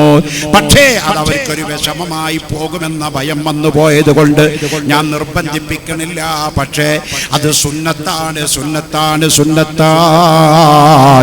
ലൗലാ അന്ന ശുക്കാല ഉമ്മത്തി ലഅമർതുഹും ബിസിവാക്, എൻ്റെ സമുദായത്തിന് വിഷമമില്ലായിരുന്നുവെങ്കിൽ 5 നേരം പല്ല് തേക്കാൻ ഞാൻ കൽപ്പിക്കുമായിരുന്നു എന്ന് നബി മുഹമ്മദ് മുസ്തഫ സല്ലല്ലാഹു അലൈഹി വസല്ലമ തങ്ങൾ പറയുകയാണ്.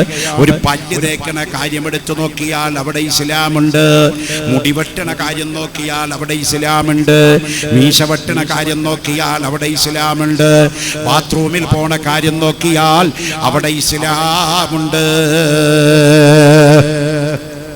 എല്ലായിടത്തും ഇസ്ലാമുണ്ട്. ഇസ്ലാം പറഞ്ഞ കാര്യങ്ങൾ ഒന്നും തെറ്റാന്ന് സമർത്ഥിക്കാൻ പറ്റൂല. നിങ്ങൾ നോക്ക്, ഒരാൾ എത്ര ഭക്ഷണം കഴിക്കണം. ഇപ്പം നമ്മൾ ഡോക്ടറേറ്റ് ചെല്ലുമ്പോൾ പറയുന്നത് തടി കുറക്കാൻ, ഷുഗർ ഇല്ലാതെ ആവാൻ, പ്രഷർ വരാതിരിക്കാൻ, ഹാർട്ടിന്റെ ബ്ലോക്ക് ഇല്ലാതെ ആവാൻ ഭക്ഷണം ക്രമീകരിക്കണം. നിങ്ങൾ ഡയറ്റ് കൺട്രോളിങ്, അതിന് തന്നെ ഒരു ഡിപ്പാർട്ട്മെന്റ് വേറെ വെച്ചിരിക്കുക ഹോസ്പിറ്റലിലൊക്കെ, ഡയറ്റ് കൺട്രോൾ ചെയ്യാൻ അല്ലേ.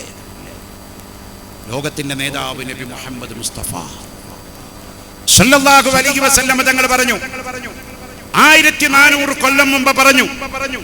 അന്ന് ആശുപത്രി കണ്ടുപിടിച്ചിട്ടില്ല, അന്ന് മെഡിക്കൽ കോളേജ് പിറവിയെടുത്തിട്ടില്ല, അന്ന് വിരലിലെണ്ണാവുന്ന ചില മുറിവൈദ്യന്മാരും വൈദ്യന്മാരുള്ള കാലം. അന്ന് ഇമാതിരി മൾട്ടി സൂപ്പർ സ്പെഷ്യാലിറ്റി ഹോസ്പിറ്റലുകൾ ഇല്ല. അറിയാലോ, അല്ലാഹുവിന്റെ ഹബീബ് പറഞ്ഞു, ഓ മനുഷ്യരെ, നിങ്ങൾ ഭക്ഷണം കഴിക്കുമ്പോ വയറിന്റെ 1/3 ഭാഗം ഭക്ഷണം കഴിക്കാവൂ. ഒരു ഭാഗം ഭക്ഷണം കഴിക്കുക, ഒരു ഭാഗം വെള്ളം കുടിക്കുക, ഒരു ഭാഗം കാലിയാക്കിടുക. ഇത്രേ കഴിക്കാവൂ. അത് മന്തി ആയാലും വേണ്ടില്ല, അൽഫാമായാലും വേണ്ടില്ല, ബിരിയാണി ആയാലും വേണ്ടില്ല, ചപ്പാത്തി ആയാലും വേണ്ടില്ല, പൊറോട്ട ആയാലും വേണ്ടില്ല, ഇഷ്ടവിഭവം ഏതായാലും വേണ്ടില്ല. വയറിന്റെ 1/3 ഭക്ഷണം, അതിലൊരു ഭാഗം വെള്ളം, അതിലൊരു ഭാഗം ഫ്രീ. ഈ മെത്തേഡിൽ നിങ്ങൾ ഭക്ഷണം കഴിച്ചാൽ നിങ്ങൾക്ക് രോഗമേ ഇല്ല. നിങ്ങൾ ആശുപത്രിയിൽ കൊണ്ടുപോയിട്ട് പണം വാരി വലിച്ചെറിയണ്ട. നിങ്ങൾക്ക് എക്കാലത്തും ആരോഗ്യത്തോടെ ഇരിക്കാം. ആരോഗ്യത്തിന്റെ സംരക്ഷണത്തിന് വേണ്ടി ലോകത്ത് വൈദ്യശാസ്ത്രത്തിന്റെ പിതാവിനെ നിയോഗിച്ച റഹ്മത്തുൽ ലിൽ ആലമീൻ നബി മുഹമ്മദ് മുസ്തഫ സല്ലല്ലാഹു അലൈഹി വസല്ലം ഇനി ആ കഴിച്ച ഭക്ഷണം വിസർജിക്കാൻ പോണോടത്തുള്ള നിയമോ ലോകത്തെ ഏതെങ്കിലും ഒരു മതം ഇതിനെ പറ്റി പറഞ്ഞിട്ടുണ്ടോ? ഏത് മതവും പറഞ്ഞിട്ടുണ്ടോ? തെളിവില്ല. ഒരു മലമൂത്ര വിസർജനത്തിന് പോണോടത്ത് എന്തൊക്കെ മര്യാദയാ ഇസ്ലാം മതം വെച്ചത്? അതെല്ലായിടത്തും പാടില്ല. അതിന് പ്രത്യേകമായ ചില കൗണ്ടറുകൾ, സ്ഥലങ്ങൾ തയ്യാറാക്കണം. അവിടെ മറ വേണം, അവിടെ വെള്ളം വേണം. അങ്ങോട്ട് കടക്കുമ്പോ പോണാള് കാലിൽ ചെരുപ്പ് ധരിക്കണം, തലമറക്കണം, ഇടതുകാല് മുന്തിക്കണം. അവിടെ ചെന്നാൽ ഇടതുഭാഗത്തേക്ക് ചെരിഞ്ഞിരിക്കണം. മലമൂത്ര വിസർജനം കഴിഞ്ഞാൽ നല്ലോണം 2 വട്ടം ഒച്ചുണ്ടാക്കണം, കെട്ടി നിൽക്കുന്ന മൂത്രം പോകാൻ. എന്നിട്ട് നല്ലോണം മനോഹരം ചെയ്യണം. അപ്പോഴും നീ പ്രാർത്ഥിക്കണം. അത് കഴിഞ്ഞിട്ട് അവിടുന്ന് എഴുന്നേറ്റ് പോരുമ്പോൾ പുറത്തു പോരുന്ന സമയത്ത് വലതുകാലി മുന്തിക്കണം. അപ്പോഴും ദ്വാരക്കണം. അങ്ങോട്ട് കടക്കുമ്പോഴും ദ്വാരക്കണം. എന്താ പോരുന്ന് കക്കൂസ് പോകുന്നിടത്ത് ഇത്രമാത്രം ദ്വാരക്കാനൊക്കെ ഉള്ളത്? ഇതൊരു പോകാൻ എത്രമാത്രം പണിയുണ്ടോ? അങ്ങോട്ട് പോയാണ്ട് പോകല്ലേ. ലാഘവത്തോടെ പറയാൻ. ഈ അടുത്ത ദിവസം ഒരു ഡോക്ടർ പറഞ്ഞു കേട്ടു, ഒരാള് പൂർണ്ണ ആരോഗ്യവാനാണെന്ന് അറിയാൻ MRI സ്കാൻ കണ്ട, CT സ്കാൻ കണ്ട, ECG കണ്ട, ബ്ലഡ് റൊട്ടീൻ ചെയ്യണ്ട, ഒന്നും നോക്കണ്ട, കിഡ്നി നോക്കണ്ട, ക്രിയാറ്റിൻ നോക്കണ്ട, ഷുഗർ നോക്കണ്ട, കൊളസ്ട്രോൾ നോക്കണ്ട, ഒന്നും നോക്കണ്ട. 3 കാര്യങ്ങൾ നോക്കിയാൽ മതി ഒരാൾക്ക് ആരോഗ്യം ഉണ്ടോന്ന് അറിയാൻ. അതിന് 50,000 1 ലക്ഷവും ചെലവാക്കണ്ട. എന്താ 3 കാര്യം? ഒന്ന്, കൃത്യമായിട്ട് മൂത്രമൊഴിക്കുന്നുണ്ടോ? കുടിക്കുന്ന ആൾ വെള്ളത്തിന്റെ തോതനുസരിച്ച് മൂത്രമൊഴിക്കുന്നുണ്ടോ? ഓക്കെ. 2, വിയർക്കുന്നുണ്ടോ? ഓക്കെ. 3, മോഷൻ കൃത്യമായിട്ട് പോകുന്നുണ്ടോ? വലിയ അണ്ടർസ്റ്റാൻഡും കൈയിട്ടെടുക്കലും ട്യൂബ് വെക്കലും തിരികലും പിടിക്കലൊന്നും കൂടാതെ അത് ക്ലിയർ ആയി പോകുന്നുണ്ടോ? അവൻ ഹെൽത്ത് ഈസ് വെൽത്ത് ആണ്. അവൻ പൂർണ്ണാരോഗ്യവാനാണ്. അല്ലാഹ് സുഹൃത്തുക്കളെ,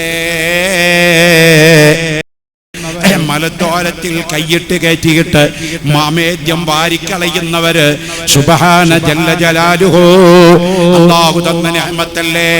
അതുകൊണ്ടാണ് ഇടതുകാല് മുന്തിച്ചുകൊണ്ട് പറയുന്നത്, ബിസ്മില്ലാഹി അല്ലാഹുമ്മ ഇന്നി അഊദു ബിക മിനൽ ഖുബുസി വൽ ഖബായിസ്.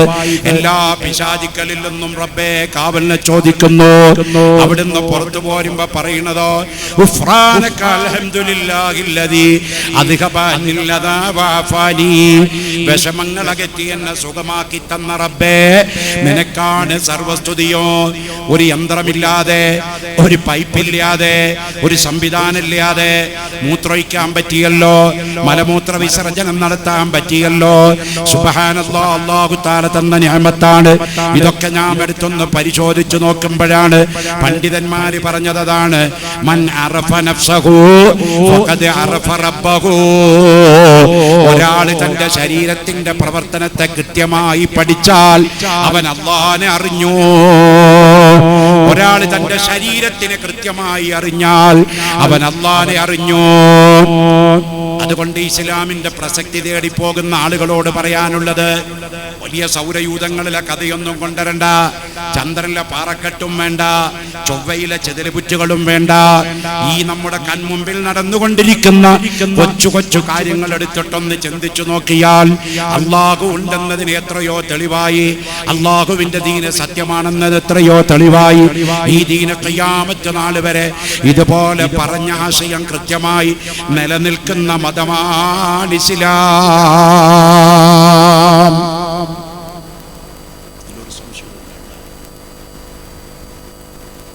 ഇസ്ലാം മതം ആധുനിക യുഗത്തിൽ ഇസ്ലാമിന്റെ പ്രസക്തി എന്നുള്ള വിഷയം നമ്മൾ അവതരിപ്പിക്കുമ്പോൾ യുഗം എത്ര വലുതാവുന്നതുകൊണ്ടും ഖുർആൻ മാറ്റേണ്ടി വരില്ല, ഹദീസ് മാറ്റേണ്ടി വരില്ല കേട്ടോ. യുഗം പുരോഗമിച്ചോട്ടെ. കാരണം ഇതുണ്ടാക്കിയത് മനുഷ്യനല്ല, ഇതുണ്ടാക്കിയത് ആരാ? അള്ളയാണ്. അള്ളാഹുടെ കലാമാണ് പരിശുദ്ധ ഖുർആൻ. മുത്ത് മുഹമ്മദ് മുസ്തഫ സല്ലല്ലാഹു അലൈഹി വസല്ലമ തങ്ങള് മനുഷ്യനാണ്, പക്ഷേ സാധാരണ മനുഷ്യനല്ല. റസൂലുള്ളാഹി സല്ലല്ലാഹു അലൈഹി വസല്ലം തങ്ങൾ മനുഷ്യനാണ്, പക്ഷേ സാധാരണ മനുഷ്യനല്ല. സാധാരണ ബുദ്ധിയല്ല, സാധാരണ കേൾവിയല്ല, സാധാരണ കാഴ്ചയല്ല, ഒന്നും സാധാരണയല്ല. അസാധാരണത്വത്തിൽ നിറഞ്ഞു നിൽക്കുന്ന മഹാനാണ് അഷ്റഫുൽ ഖൽഖ് മുത്ത് റസൂലുള്ളാഹി സ്വല്ലല്ലാഹു അലൈഹി വസല്ലമ തങ്ങള്. അവിടുന്ന് ഒരു കാര്യം പറഞ്ഞിട്ടുണ്ടെങ്കിൽ അത് അല്ലാഹുവിന്റെ പക്കൽ നിന്ന് വഹയി കിട്ടാതെ അന്ത്യപ്രവാചകൻ മുഹമ്മദ് നബി സ്വല്ലല്ലാഹു അലൈഹി വസല്ലം ഒരു കാര്യവും പറയുകയില്ല. അവിടുന്ന് പറയുന്നുണ്ട്, തുറക്കുന്നുണ്ടെങ്കിൽ അത് റബ്ബിന്റെ സമ്മതം കൂടാതെ, റബ്ബിന്റെ പൊരുത്തല്ലാതെ മുത്തനബി സല്ലല്ലാഹു അലൈഹി വസല്ലം തങ്ങൾ ഒരു കാര്യം പറയൂല. സുബ്ഹാനല്ലാഹ്. അതുകൊണ്ട് സല്ലല്ലാഹു അലൈഹി വസല്ലം തങ്ങളുടെ ഹദീസിനെടുത്തിട്ട് ഈ അടുത്ത കാലത്ത് ഒരാള്, ഇപ്പോഴും ചർച്ച നടത്തുന്നവരുണ്ട് കേട്ടോ, ഞാനൊരു 30 കൊല്ലത്തിന്റെ മീതെയായി എൻ്റെ ഓർമ്മ ശരിയാണെങ്കിൽ ഈ എരുമാട് പ്രസംഗിക്കാൻ വരുന്നുണ്ട്. വളരെ മുമ്പ് 30 കൊല്ലം മുമ്പായി ഞാൻ ഈ എരുമാട് പ്രസംഗിക്കാൻ വരുന്നത്. അന്നും ഞാൻ പ്രസംഗിക്കുന്ന ഒരു കാര്യമാണ്, ഇന്നും ഞാൻ പ്രസംഗിക്കുന്ന ഒരു കാര്യമാണ്. ഹബീബ് റഹ്മത്തുൽ ലിൽ ആലമീൻ മുഹമ്മദുർ റസൂലുള്ളാഹി സല്ലല്ലാഹു അലൈഹി വസല്ലമ തങ്ങൾ പറഞ്ഞു, നിങ്ങൾ കുടിക്കുന്ന പാനീയത്തിൽ ഒരു ഈച്ച വന്ന് വീണ് കഴിഞ്ഞാൽ لا تكن كذباب في الجروح وقع دون الصحاح من الأعضاء مستلما. നീ ഈച്ചനെ പോലെ ആകാൻ പാടില്ല. ഈച്ച ഏറ്റവും വൃത്തികെട്ട സ്ഥലത്ത് വന്നിരിക്കുന്ന ജീവിയാണ്. അതുകൊണ്ട് ഈച്ചന്റെ സ്വഭാവം നമുക്ക് പാടില്ല എന്ന് റസാനത്തിന്റെ മുസന്നിഫ് രേഖപ്പെടുത്തി വെച്ചിട്ടുണ്ട്. പ്രിയപ്പെട്ടവരെ, ആ ഈച്ച വന്നിട്ട് നിങ്ങൾ കുടിക്കുന്ന വെള്ളത്തിൽ വീണാൽ 1400 കൊല്ലം മുമ്പ് റഹ്മത്തുൽ ലിൽ ആലമീനായ നബി മുഹമ്മദ് മുസ്തഫ സല്ലല്ലാഹു അലൈഹി വസല്ലമ തങ്ങൾ പറഞ്ഞു, എന്ത് ചെയ്യണം? അവിടെ എന്താ ചെയ്യണ്ടേ? ഈച്ച വന്ന് കുടിക്കുന്ന വെള്ളത്തിലാ വീണ, ആ ഗ്ലാസ് ഒറ്റ ഒഴിക്കലോ വെച്ചാൽ പോരെ, ഇത്രല്ലേ വേണ്ടു. ഒരു ഗ്ലാസ് വെള്ളം പോയിക്കോട്ടെ, അതിനെപ്പറ്റി ഇങ്ങനെ ഒരു ഗ്ലാസ് വെള്ളത്തിന്റെ വില. സുബ്ഹാനല്ലാഹ്. ഞാനിങ്ങോട്ട് എൻ്റെ നാട്ടിൽ നിന്ന് ഇങ്ങോട്ട് വരുമ്പോൾ, എൻ്റെ നാട് മീൻസ് കേരള, തൃശ്ശൂർ ജില്ലയിലും തൊട്ടടുത്ത പാലക്കാട്, മലപ്പുറം, ഈ 3 ജില്ലയിലും ഹ്യൂമിഡിറ്റി, ചൂട് 42 ഡിഗ്രി സെൽഷ്യസ് സെന്റിഗ്രേഡാ. കേരളത്തിലെ ചൂടാ പറയുന്നത് 42 ഡിഗ്രിയാ. ലാ ഹൗല വലാ ഖുവത ഇല്ലാ ബില്ലാഹ്. കാറിൽ ഫുൾ ടൈം ഏസിട്ടിരിക്കണം. ഇതുപോലെ കുറച്ചു നേരം ഒന്നും പുറത്തിരിക്കാൻ പറ്റില്ല. ഒരു സൈസ് വിങ്ങലാണ്. അല്ലാഹുവേ, നിന്റെ റഹ്മത്തിന്റെ മഴ ഞങ്ങൾക്ക് ആവശ്യമുള്ളിടത്ത് ആവശ്യം പോലെ നൽകണം. അല്ലാഹ് സൂഫി ഷഹീദ് വലിയുള്ളാന്റെ ബറക്കത്ത് കൊണ്ട് നൽകണം. അല്ലാഹ് ഔലിയാക്കളുടെ ബറക്കത്ത് കൊണ്ട് നൽകണം. അല്ലാഹ് അംബിയാക്കളുടെ നേതാവ് റഹ്മത്തുൽ ലിൽ ആലമീൻ മുത്ത് റസൂലുള്ളാഹി സ്വല്ലല്ലാഹു അലൈഹി വസല്ലം തങ്ങളുടെ ഹഖ് ജാഗ് ബറക്കത്ത് കൊണ്ട് അല്ലാഹുമ്മ സ്ഖിനാ ഗൈസൻ മുഗീസാ, അല്ലാഹുമ്മ സ്ഖിനാ ഗൈസൻ മുഗീസാ, അല്ലാഹുമ്മ സ്ഖിനാ ഗൈസൻ മുഗീസാ എന്ന് ദുആ ചെയ്യുന്നു. അല്ലാഹു അവന്റെ റഹ്മത്തിന്റെ മഴ തരട്ടെ. കാരണം അത്ര ചൂടാണ് ഞങ്ങളുടെയൊക്കെ നാട്ടിൽ. പരിസര ഭാഗത്തെ വെള്ളമൊക്കെ വറ്റിപ്പോയി. ഒട്ടുമിക്ക കിണറിലും വെള്ളമില്ല. കുടിവെള്ളത്തിന് വെള്ളം മുറ്റിപ്പോയി. അപ്പോഴാണ് വെള്ളത്തിന്റെ വില അറിയുന്നത്. നമ്മള് തബാറക സൂറത്തിൽ അല്ലാഹ് ചോദിച്ചിട്ടുണ്ട് ഒരു ചോദ്യം, എടോ നീ കുടിക്കുന്ന വെള്ളത്തിന്റെ മഹത്വം അത് എവിടെ നിന്നുണ്ടായതാണെന്ന് എപ്പോഴെങ്കിലും ഈ ചിന്തിച്ചിട്ടുണ്ടോ? അല്ലാഹ് ചോദിക്കുകയാണ് തബാറക സൂറത്തില്, നിങ്ങൾ കുടിക്കാൻ വേണ്ടി ഉപയോഗിക്കുന്ന വെള്ളം എങ്ങനെ ഉണ്ടായതാണെന്ന്, അത് എവിടുന്ന് വന്നതാണെന്ന് നീ ചിന്തിച്ചിട്ടുണ്ടോ? ഒരു കുപ്പി വെള്ളത്തിന്റെ വില എത്രയാണ്? 20 മുതൽ 25 രൂപ വരെ വിപണിയിൽ വിൽക്കുന്നു ഒരു കുപ്പി വെള്ളത്തിന്. നമ്മൾ ഒരു ടാപ്പ് വെള്ളം ഇങ്ങനെ തുറന്നിടണോ, നമുക്ക് വെള്ളത്തിന് വില അറിയൂല. എന്നാൽ വെള്ളമില്ലാത്ത നാടുകളുണ്ട്. അതുകൊണ്ട് വെള്ളത്തിന്റെ വില അറിയോ എന്ന് ഖുർആൻ ചോദിച്ചിട്ടുണ്ട്. അല്ലാഹു ഒരു സ്ഥലത്ത് ആ ഖുർആനിൽ ആ തബാറക്കയിൽ തന്നെ അല്ലാഹു പറഞ്ഞു, അൻതും അൻസൽതുമൂഹു മിനൽ മുസ്നി അം നഹ്നുൽ മുൻസിലൂൻ. മേഘപാളികളിൽ നിന്ന് വെള്ളമിറക്കി തരുന്നവൻ ഞാനാണോ നിങ്ങളാണോ?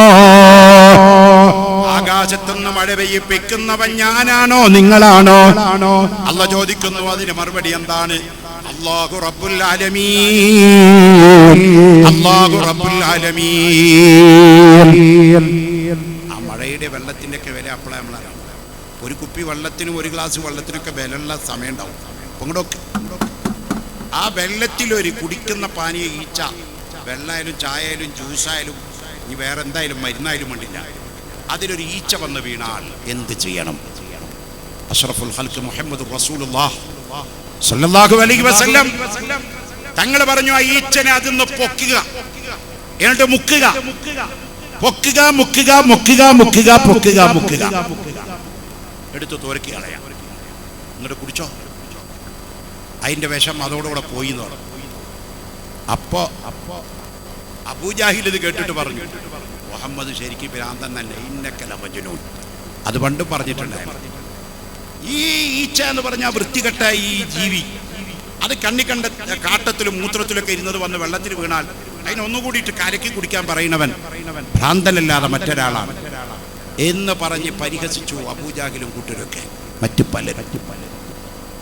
1834 വരെ അതായിരുന്നു അവസ്ഥ. 1834 പാശ്ചാത്യ ചിന്തകനായ ഡോക്ടർ കൈറോത്തുമീസ് എന്ന് പറഞ്ഞ ഈ മനുഷ്യൻ ഈ ഹദീസ് എടുത്തിട്ടൊന്ന് പഠിക്കാൻ, അയാള് നമ്മളെ നന്നാക്കാൻ തീരുമാനിച്ചതല്ല, നബിനെ ചീത്ത പറയാൻ ഒരു ആയുധം കിട്ടുമോ ഈച്ചനെ വെച്ചിട്ട് ഇതെടുത്തിട്ടൊന്ന് റിസർച്ച് നടത്താൻ തീരുമാനിച്ചു. അയാൾ ഈച്ചനെ എടുത്ത് പരിശോധിച്ചു. ഈച്ച വീഴുന്നതെങ്ങനെ, വീണ എന്താ സംഭവിക്കണേ, എത്ര കാല് കുത്തും, എത്ര ചിറക് കുത്തും, എത്ര ചിറക് പൊക്കൂ, ഇങ്ങനെ റിസർച്ച് അയാൾ ചെയ്തു നോക്കുമ്പോ അയാൾ കണ്ടുപിടിച്ചു, ഈച്ച സ്വാഭാവികമായി വെള്ളത്തിലോ പാനീയത്തിലോ വീഴുമ്പോ ഒരു ചിറക് കുത്തണ്, ഒരു ചിറക് പൊക്കിയിട്ട. ഈച്ചനെ തല്ലിയിട്ട് അതിലേക്ക് എടുത്തിട്ടല്ല കേട്ടോ. അപ്പൊ പിന്നെ ഏതാ കുത്തുക എന്നുള്ളത് വീണ പോലെ ഉണ്ടാവും. നാച്ചുറൽ ഈച്ച വീഴുമ്പോ ഒരു ചിറക് കുത്തിയിട്ടും മറ്റേ ചിറക് പൊക്കിയിട്ടും നിൽക്കുന്നത്. അതുകൊണ്ട് അയാൾ നോക്കി ആ കുത്തി വീഴുന്ന ചിറകിലെന്താണ്. അയാൾ പരിശോധിച്ചപ്പോ കണ്ടുമുട്ടി അതിൽ പോയിസൺ ഉണ്ട്, വിഷമുണ്ട്. മറ്റേ ചിറകെടുത്ത് പരിശോധിച്ചപ്പോൾ കണ്ടുമുട്ടി ആ വിഷത്തെ നശിപ്പിക്കാനുള്ള പ്രതിരോധ മരുന്ന് മറ്റേ ചിറകിലെണ്ണുണ്ട്. അതുകൊണ്ട് ഈ ചിറകിലെ വിഷം മറ്റേ ചിറക് കൊണ്ട് ബാത്തിലാകും. അതുകൊണ്ടാണ് പ്രവാചകർ 1400 കൊല്ലം മുമ്പ് മൈക്രോസ്കോപ്പ് ഇല്ലാത്ത കാലത്ത്, ഈ ഇന്റർനെറ്റ് ഇല്ലാത്ത കാലത്ത് മുഹമ്മദുൽ സയ്യിദുൽ കൗനൈനി വസ്സഖലൈനി വൽ ഫരീഖൈനി മിൻ റുബിൻ വമിൻ അജമി മൗലായ സ്വല്ലി വസല്ലിം ദായിമൻ അബദാ അലാ ഹബീബിക ഖൈറിൽ ഖൽഖി കുല്ലിഹിം. അല്ലാഹുവിന്റെ പ്രവാചകർ പറഞ്ഞത് പിൽക്കാലം 1834 വരെ കാത്തിരിക്കേണ്ടി വന്നു ലോകത്തിന് കണ്ടുപിടിക്കാൻ. പ്രിയപ്പെട്ടവരെ, അല്ലാഹുവിന്റെ റസൂല് സാധാരണക്കാരനല്ല. അവിടുത്തെ ഒരു വാക്കും സാധാരണയല്ല, അവിടുത്തെ ഒരു കാര്യവും സാധാരണയല്ല. അതാണ് ഞാൻ പറഞ്ഞത്, ഖിയാമത്ത് നാൾ വരെ അല്ലാഹുവിന്റെ ദീന് നിലനിൽക്കുക തന്നെ ചെയ്യും. അല്ലാഹുവിന്റെ ഹബീബ് പറഞ്ഞത്, പരിശുദ്ധ ഖുർആൻ പറഞ്ഞത്, അഇമ്മത്ത് പറഞ്ഞത്, മശായിഖന്മാർ പറഞ്ഞത്, ഔലിയാക്കൾ പറഞ്ഞത്, അതിൽ നമ്മുടെ ബുദ്ധിയും ശാസ്ത്രം വെച്ച് അളക്കണ്ട. ഖിയാമത്ത് നാൾ വരെ അതിനെ ചലഞ്ച് ചെയ്യാൻ പറ്റൂല.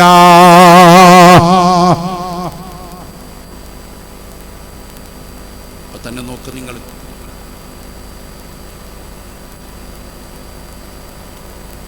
നമ്മളിപ്പോ ഒരു 10-20 കൊല്ലം മുമ്പേ അല്ലെങ്കിൽ 25 കൊല്ലം മുമ്പേ നമ്മൾ വാദം പറയുമ്പോൾ പറയാണ്, അതിപ്പോഴും പറയുന്നുണ്ട്, അന്നും പറഞ്ഞിട്ടുണ്ട്. മമ്പുറം ഖുത്ബുസ്സമാൻ സയ്യിദ് അലവി റളിയല്ലാഹു അൻഹു, ഖുത്ബുസ്സമാൻ സയ്യിദ് അലവി റളിയല്ലാഹു അൻഹു മമ്പുറത്ത് മറപ്പെട്ട് കിടക്കുന്ന ഖുത്ബുസ്സമാൻ തങ്ങൾ, അവിടുത്തെ കറാമത്ത് പറയുന്ന കൂട്ടത്തിൽ നമ്മൾ പറയാറുണ്ട്. മമ്പുറം തങ്ങള് മമ്പുറത്തെ പള്ളിയുടെ അടുത്തേക്ക് ഇരിക്കുമ്പോ കുറെ ആളുകൾ ഓടി വന്ന് തങ്ങളുപ്പാപ്പാട് പറഞ്ഞു, തങ്ങളെ ഞങ്ങള് ഒരു നാട്ടിൽ നിന്ന് ഒരു കപ്പലിലൂടെ യാത്ര ചെയ്യായിരുന്നു. ആ സമയത്ത് ഞങ്ങളുടെ കപ്പല് ദിശ അറിയാതെ, അന്നിന്നത്തെ പോലെ വലിയ വലിയ റഡാറുകളും സംവിധാനവും ക്യാമറ ഒന്നും ഇല്ലാത്ത കാലമാണ്, ഞങ്ങൾ ചുറ്റിക്കറങ്ങുന്ന സമയത്ത് ഞങ്ങൾ ആ കപ്പലിലിരുന്നിട്ട് മമ്പുറത്തെ തങ്ങളെ ഞങ്ങളെ രക്ഷപ്പെടുത്തണേ എന്ന് വിളിച്ചു പറഞ്ഞു. ആ സമയത്ത് ഞങ്ങൾ അങ്ങ് അകലേരുന്ന് കണ്ടു ഒരു പ്രകാശം, ഒരു ചൂട്ട് ഇങ്ങനെ കണ്ടു മിന്നുന്നത്. ആ ചൂട്ട് കണ്ടിട്ട് ഞങ്ങൾ കരപറ്റി. ഇങ്ങനെ വിളിച്ചപ്പോഴാണ് ആ ചൂട്ട് ഞങ്ങൾ കണ്ടത്. ഞങ്ങൾ രക്ഷപ്പെട്ടു എന്ന സന്തോഷ വാർത്ത അറിയാൻ വേണ്ടി വന്നതാണ്. അപ്പൊ തങ്ങളുടെ അടുത്തിരിക്കുന്ന കുറെ ഖുതുബുസ്സമാൻ സയ്യിദ് അലവി റളിയല്ലാഹു അൻഹു മഹാനവറുകളുടെ അടുത്തിരിക്കുന്ന കുറെ ആളുകൾ ഈ സംഭവം നടക്കുമ്പോൾ അവിടെ ഉണ്ട്. അപ്പൊ അലവി തങ്ങൾ അന്ന് എന്തേ പറഞ്ഞു, മമ്പുറം തങ്ങളിടാ ചൂട്ട് കെട്ടടാ, തെങ്ങിന്റെ മോളിൽ കയറടാ, കാറ്റടാ. കട്ടമ്മീരുൾ കടലിന്ന് കപ്പക്കാരും വിളിച്ചന്ന് കാട്ടിട തെങ്ങിൻ മോളിന്ന് തെങ്ങിന്റെ മോളിൽ നിന്ന് ചൂട്ട് കെട്ടിച്ച് കാണിച്ചു കൊടുത്ത് കടലിൽ കിടക്കുന്ന കപ്പലിനെ കാണിച്ചു കൊടുത്ത് ദിശയറിയാത്ത ആളുകളെ കൊണ്ടുവന്ന ഖുതുബുസ്സമാൻ സയ്യിദ് അലവി റളിയല്ലാഹു അൻഹു. ആ കറാമത്ത് ഇപ്പൊ നമ്മൾ പറയുമ്പോ ചില വഹാബികള്, ചില പുത്തനാശയക്കാര് അവർക്ക് വല്ലാത്ത വയറിളക്കാണ്, വസ്വാസാണ്. ഔലിയാക്കളുടെ കറാമത്ത് പറഞ്ഞാൽ അവർക്ക് ബേജാറാണ്. അപ്പോൾ ട്രോളാൻ തുടങ്ങും, കളിയാക്കാൻ തുടങ്ങും. അതൊക്കെ ആധുനിക ബുദ്ധിക്ക് നിരക്കണതാണോ മുസ്ലിയാരെ? അങ്ങകലെ കിടക്കുന്ന ഒരു കപ്പല് ഈ തെങ്ങിന്റെ മോളിന്ന് ചൂട്ട് കാട്ടിയപ്പോ എങ്ങനെ രക്ഷപ്പെടാനാണ് എന്ന് വിളിച്ചിരുന്നു എന്ന് പറഞ്ഞ് നമ്മളെ കളിയാക്കിയിരുന്നു. എന്നാൽ ഇപ്പോൾ നമ്മുടെ എരുമാട് ഉറൂസ് നടക്കുന്ന ഇന്നത്തെ രണ്ടാമത്തെ ദിവസം പാവപ്പെട്ട സാധുവായ എന്റെ ചെറിയൊരു വാഴ് ഇവിടെ പറഞ്ഞപ്പോൾ അത് ലൈവായി ലോകം മുഴുവൻ എത്തിച്ചു കൊടുക്കാൻ വേണ്ടി ഇവിടെ അതിന്റെ പ്രവർത്തകന്മാരിരുന്ന് സംപ്രേഷണം ചെയ്യുന്നുണ്ട്. അമേരിക്കയിലിരുന്നിട്ട് ഇതിന്റെ വെബ്സൈറ്റിലേക്ക് പോയിട്ട് അതിന്റെ ലിങ്ക് കയ്യിലുണ്ടോ കയറിയാല് ഇവിടെ ഇരിക്കുന്ന എന്നെയും കാണാം, നിങ്ങളെയും കാണാം, എല്ലാരെയും കാണാ. ആഫ്രിക്കയിലിരുന്നാലും കാണാ, ലണ്ടനിലിരുന്നാലും കാണാ, ഖത്തറൊന്നും കാണാ, കുവൈറ്റൊന്നും കാണാ, ബഹ്റൈനൊന്നും കാണാം, ഒമാനും കാണാം, മുള്ളൂർക്കരയൊന്നും കാണാ, ഉലകത്തിൽ എവിടെ ഇരുന്നാലും കാണാം. ഇത് പറഞ്ഞാൽ ഒരു 100 കൊല്ലം മുമ്പ് ഇങ്ങനൊരു സംഭവം വരുമെന്ന് പറഞ്ഞാല് ജനങ്ങൾ വിശ്വസിച്ചിരുന്നോ? വിശ്വസിച്ചിരുന്നില്ല. ഔലിയാക്കൾ അതൊക്കെ നേരത്തെ കാണിച്ചു തന്നതാണ്. ഔലിയാക്കൾ കാണിച്ചതായി ഇന്നത്തെ ആധുനിക കണ്ടുപിടുത്തം. ഒരു ഉദാഹരണം നോക്കിക്കോ. ബഹുമാനപ്പെട്ട ഉമർ ഇബ്നുൽ ഖത്താബ് റളിയല്ലാഹു അൻഹു, ഓർക്ക പറയണം മോനെ, ഉമർ ഇബ്നുൽ ഖത്താബ്. തുല്യതയില്ലാത്ത പേരാണത്. ആ പേര് പറയുന്നിടത്ത് ശൈത്താൻ വരികയില്ലെന്ന് ഖാല റസൂലുള്ളാഹി. ഉമറിന്റെ പേര് പറയുന്നിടത്ത് ശൈത്താൻ വരില്ല. അത്ര വല്ലാത്ത പേരാണ് ഉമർ ഇബ്നുൽ ഖത്താബിന്റെ പേര്. ഫാരിഖു ബൈന ഹഖിൻ വബാതിലിൽ ഖഹറൻ ഖഹറ ഉമർ വലി ഫാറൂഖുല്ലാഹ് അൻഹു റളിയല്ലാഹ്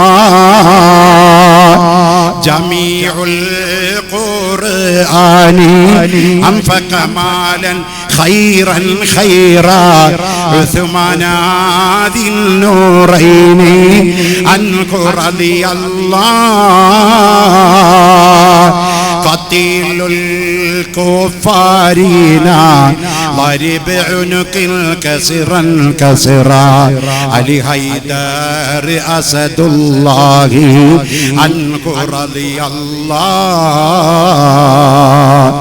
أفضل صحابة آنسوهم سرورا سرورا أبو بكر صديق الله عنه رضي الله നാല് ഖുലഫാഉർ റാഷിദീങ്ങൾ ഓരോരുത്തർക്കും 4000 അല്ല 40,000 അല്ല പ്രത്യേകതയുണ്ട്. ഉമർ ഇബ്നുൽ ഖത്താബിന്റെ പ്രത്യേകത വലുതാണ്. അതിനേക്കാൾ വലുതാണ് സിദ്ദീഖുൽ അക്ബറിന്റെ പ്രത്യേകത. കണ്ടോ, അവ്വലു മൻ ആമന ബി അബൂബക്കർ, അവ്വലു മൻ സവ്വജനി അബൂബക്കർ, അവ്വലു മൻ സദ്ദഖനി അബൂബക്കർ, അബൂബക്കറും ഫിൽ ജന്ന ഖാല റസൂലുള്ളാഹി. എന്നെ കൊണ്ട് ആദ്യം വിശ്വസിച്ചത് അബൂബക്കറാണ്. ഞാൻ എന്തു പറഞ്ഞാലും വാസ്തവപ്പെടുത്തുന്ന ആൾ അബൂബക്കറാണ്. എന്റെ ഉമ്മത്തിൽ നിന്ന് ആദ്യം സ്വർഗത്തിൽ കടക്കുന്ന ആൾ അബൂബക്കറാണ്. എനിക്ക് ആദ്യം വിവാഹം ചെയ്തു തന്നതും അബൂബക്കറാണ്, നബി മുഹമ്മദ് മുസ്തഫ. നീ ഉമർ ബിൻ ഖത്താബിനെ പറ്റി പറഞ്ഞതോ, ഉമറിന്റെ നാക്കിലൂടെ സത്യമല്ലാത്തൊരു വാചകം പുറത്തേക്ക് വരില്ല. ഒരു വാചകം, ഒരു ഹദീസ്. മറ്റൊരു ഹദീസ് കേട്ടോ, മറ്റൊരു ഹദീസ് റസൂലുള്ളാഹി പറയാണ്, ലൗ കാന ബഅദി നബിയ്യുൻ ലകാന ഉമർ ബിനുൽ ഖത്താബ് ഇദ് ലാ നബിയ്യ ബഅദി അന ഖാതിമുൽ അംബിയാഇ വൽ മുർസലീൻ. എന്റെ ശേഷം ഒരു നബി ഉണ്ടാകുകയായിരുന്നുവെങ്കിൽ അത് ഖത്താബിന്റെ മകൻ ഉമറാണ് നബിയാവേണ്ടത്. നബിയാവാനുള്ള എല്ലാ യോഗ്യതയും ഉമറിനുണ്ട്. പക്ഷേ ലാ നബിയ്യ ബഅദി, എന്റെ ശേഷം നബിയില്ലേ ഇല്ല. അന ഖാതിമുൽ അംബിയാഇ വൽ മുർസലീൻ, ഞാൻ അവസാനത്തെ നബിയാണെന്ന് നബി മുഹമ്മദ് മുസ്തഫ സല്ലല്ലാഹു അലൈഹി വസല്ലം തങ്ങൾ പറയാൻ. നബിയാവാനുള്ള എല്ലാ യോഗ്യത ആർക്കുണ്ട്? ഉമർ ബിൻ ഖത്താബ് റളിയല്ലാഹു അൻഹുവിനുണ്ട്. പക്ഷേ ഇനി നബിയില്ലേ ഇല്ല, ഞാൻ അവസാനത്തെ നബിയാണ് നബി മുഹമ്മദ് മുസ്തഫ സല്ലല്ലാഹു അലൈഹി വസല്ലം. 4 ഖുലഫാഉർ റാഷിദീങ്ങളെ സംബന്ധിച്ച് നമുക്ക് പറയുകയാണെങ്കിൽ 400 അല്ല 40,000 കാര്യങ്ങൾ പറയാനുണ്ട് കേട്ടോ. ആ ബഹുമാനപ്പെട്ട ഉമർ ബിൻ ഖത്താബിനെ പറ്റി അല്ലാഹുവിന്റെ റസൂൽ ഇത്ര പറഞ്ഞു. ആ ഉമർ ബിൻ ഖത്താബ് റളിയല്ലാഹു അൻഹു മദീനത്തെ പള്ളിയിൽ മിമ്പറിന്റെ മുകളിൽ ഖുത്ബ നിർവഹിക്കുന്ന സമയം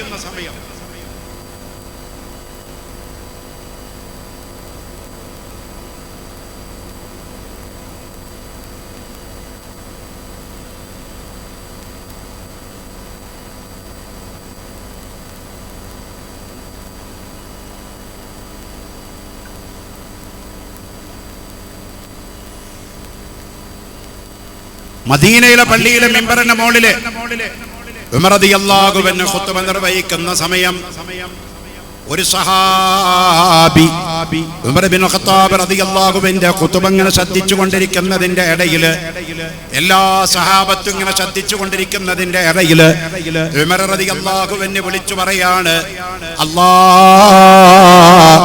ഉമർ ബിൻ ഖത്താബ് ഒരു സഹാബിയുടെ പേര് പറഞ്ഞിട്ട് വിളിച്ചു പറയാണ്. ഏതാണ് ആ സഹാബി? യാ സാരിയ യാ സാരിയ യാ സാരിയ യാ സാരിയ യാ സാരിയ അൽ ജബൽ അൽ ജബൽ അൽ ജബൽ. സാരിയത്തെ പർവ്വതം, സാരിയത്തെ പർവ്വതം, സാരിയത്തെ പർവ്വതം. മദീനത്തെ പള്ളിയിൽ വെള്ളിയാഴ്ച ഖുത്ബ നടക്കുന്ന സമയമാണ്. ഉമർ ബിൻ ഖത്താബ് റളിയല്ലാഹു അൻഹു ഖുത്ബയാ ഓതുന്നത് വെള്ളിയാഴ്ച. പള്ളിയിലെ ഖതീബാണ്, മദീന പള്ളിയിലെ ഖതീബാണ് ഉമർ ബിൻ ഖത്താബ്. മദീനയിലെ രാജാവാണ്, മദീനയിലെ ചീഫ് ജസ്റ്റിസ് ആണ്, സർവ്വ സൈന്യാധിപനാണ്.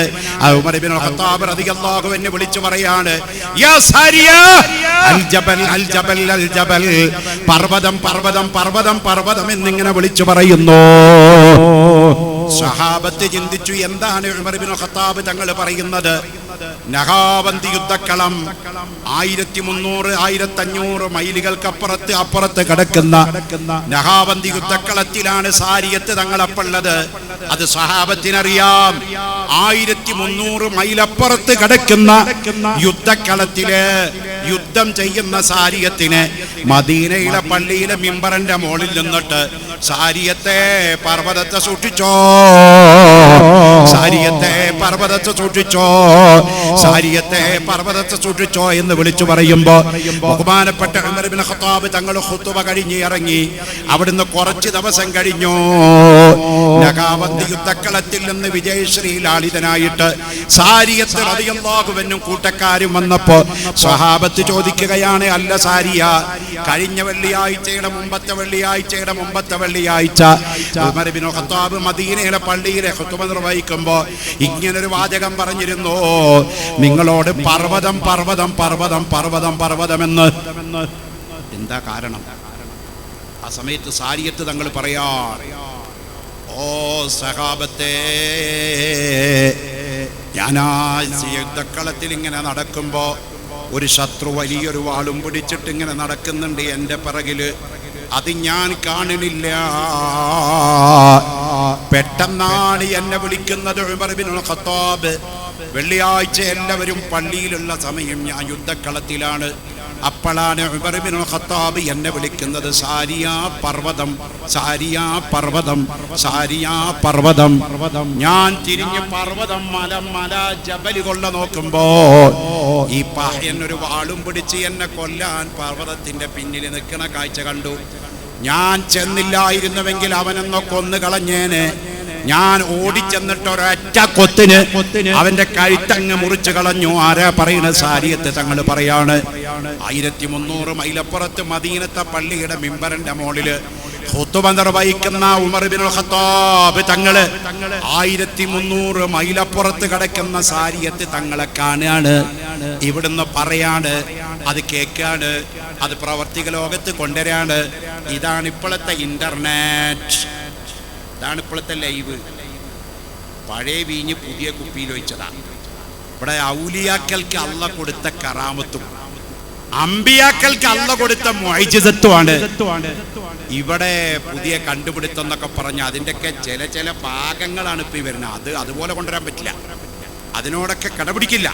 എങ്കിലും അതിൻ്റെയൊക്കെ ചെറിയ ഒരു 7 അയലത്ത് പോലും എത്താത്ത സാധനങ്ങളാണ് ഇപ്പൊ വന്നുകൊണ്ടിരിക്കുന്നത്. അതുകൊണ്ട് ഇതൊന്നും ബുദ്ധിക്ക് നിരക്കില്ല.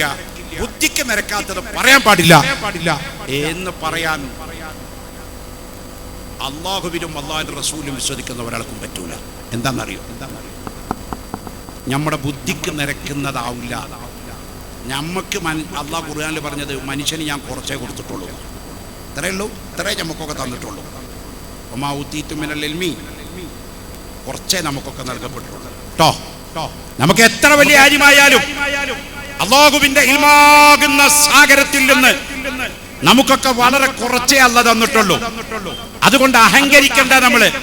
അതുകൊണ്ട് നമ്മുടെ ബുദ്ധിക്ക് നിരക്കണില്ല, അതേ പറയാൻ പാടുള്ളൂ, അല്ലാത്തത് പറയാൻ പാടില്ല എന്ന് പറയൽ വിവരദോഷമാണ്. പ്രിയപ്പെട്ടവരെ, ഞാൻ പറയട്ടെ, ഹബീബ് റഹ്മത്തുൽ ആലമീൻ മുഹമ്മദ് റസൂലുള്ളാഹി സ്വല്ലല്ലാഹു അലൈഹി വസല്ലമ തങ്ങള് ചന്ദ്രനെ 2 പിളർപ്പാക്കി. അല്ലേ?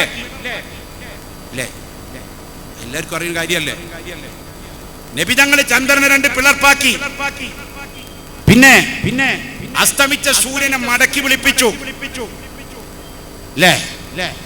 ഇതൊക്കെ സംഭവങ്ങളാ. ഇതൊക്കെ ഇവിടെ പറഞ്ഞ കുറെ ആൾക്കാർ പറയും അതൊക്കെ ഉണ്ടാവുമോ? ചന്ദ്രനെ പിളർത്തിയപ്പോ നീൽ ആംസ്ട്രോങ് ചന്ദ്രനിൽ പോയപ്പോ ആ പിളർത്തിയ അടയാളമൊന്നും മൂപ്പര് കണ്ടിട്ടില്ല. നബി ചന്ദ്രനെ 2 പിളർപ്പാക്കി, എന്നിട്ട് പൂർവ്വ ദിശയിൽ അതിനെ യോജിപ്പിച്ച് ഒരു കുഴപ്പമില്ലാതെ അങ്ങോട്ട് പറഞ്ഞയച്ചു എന്നുള്ളത് സത്യമാണത്. അത് നഗ്ന നേത്രങ്ങളെ കൊണ്ട് കണ്ട ആളാണ് ചേരമാൻ പെരുമാൾ ചക്രവർത്തി. അറിയോലോ, ഇന്ത്യയിൽ നിന്ന് ആദ്യം മുസ്ലിമായ ചേരമാൻ പെരുമാൾ മക്കത്ത് പോയി അള്ളാഹുവിന്റെ ഹബീബ് റഹ്മത്തുൽ ആലമീൻ മുത്ത് റസൂലുള്ളാഹ് തങ്ങളെ കാണാനുള്ള കാരണം ഒരു ചരിത്രത്തിൽ എഴുതി വെച്ചത്, അയാള് അദ്ദേഹത്തിന്റെ കൊട്ടാരത്തിന്റെ മുകളിലിരിക്കുന്ന സമയം ഒരു രാത്രി പെട്ടെന്ന് ചന്ദ്രൻ ഇങ്ങനെ ഉദിക്കുകയും അത് 2 കഷ്ണമായി മാറി നിൽക്കുകയും വീണ്ടും അത് പൂർവ്വ ദിശയിലേക്ക് മടങ്ങുകയും ചെയ്യുന്നത് കൊടുങ്ങല്ലൂർ കൊട്ടാരത്തിന്റെ മുകളിലിരുന്നു കൊണ്ട് ഇയാൾ ഇത് കണ്ടു. അറേബ്യ നാട്ടിൽ നിന്ന് വ്യാപാര വാണിജ്യ ആവശ്യാർത്ഥം നമ്മുടെ നാട്ടിലേക്ക് വന്ന അറബികള് ഇഞ്ചി, ചുക്ക്, കുരുമുളക് ഇതൊക്കെ ഇവിടുന്ന് അങ്ങോട്ട് കൊണ്ടുപോകാൻ വേണ്ടി വന്ന അറബികള് കൊടുങ്ങല്ലൂര് രാജാവിന്റെ കൊട്ടാരത്തിൽ വന്നപ്പോ അറബികളോട് രാജാവ് ചോദിച്ചു, നിങ്ങളുടെ നാട്ടിലെ വിവരം എന്താ? അറബികൾക്കൊരു സ്വഭാവമുണ്ട്. നമ്മളൊക്കെ ഗൾഫിൽ പോണ ആൾക്കാരാണ്. അറബികൾ ആരെ കണ്ടാലും, അത് ജാതി മതമൊന്നുമില്ല, ആരെ കണ്ടാലും അസ്സലാമു അലൈക്കും, കൈഫ ഹാലക്, കൈഫ സിഹ, കൈഫ ഔലാദ്, കൈഫ ഹാൽ, കൈഫ ഉമൂറക്, കൈഫ ഇയാലക്, കുല്ലും തമാം സൈൻ. ഇത് പറഞ്ഞൊക്കെ നമ്മൾ അൽഹംദുലില്ലാഹ് മറുപടി പറഞ്ഞാലും 10 മിനിറ്റ് കഴിഞ്ഞാൽ വീണ്ടും ചോദിക്കും കൈഫ ഹാലക്, ശു അഖ്ബാർ ജദീദ്, കൈഫ സിഹ, കൈഫ ഉമൂറക്, കൈഫ സിഹ. അതൊരു ആതിഥേയ മര്യാദയുടെ ഭാഗമാണ്.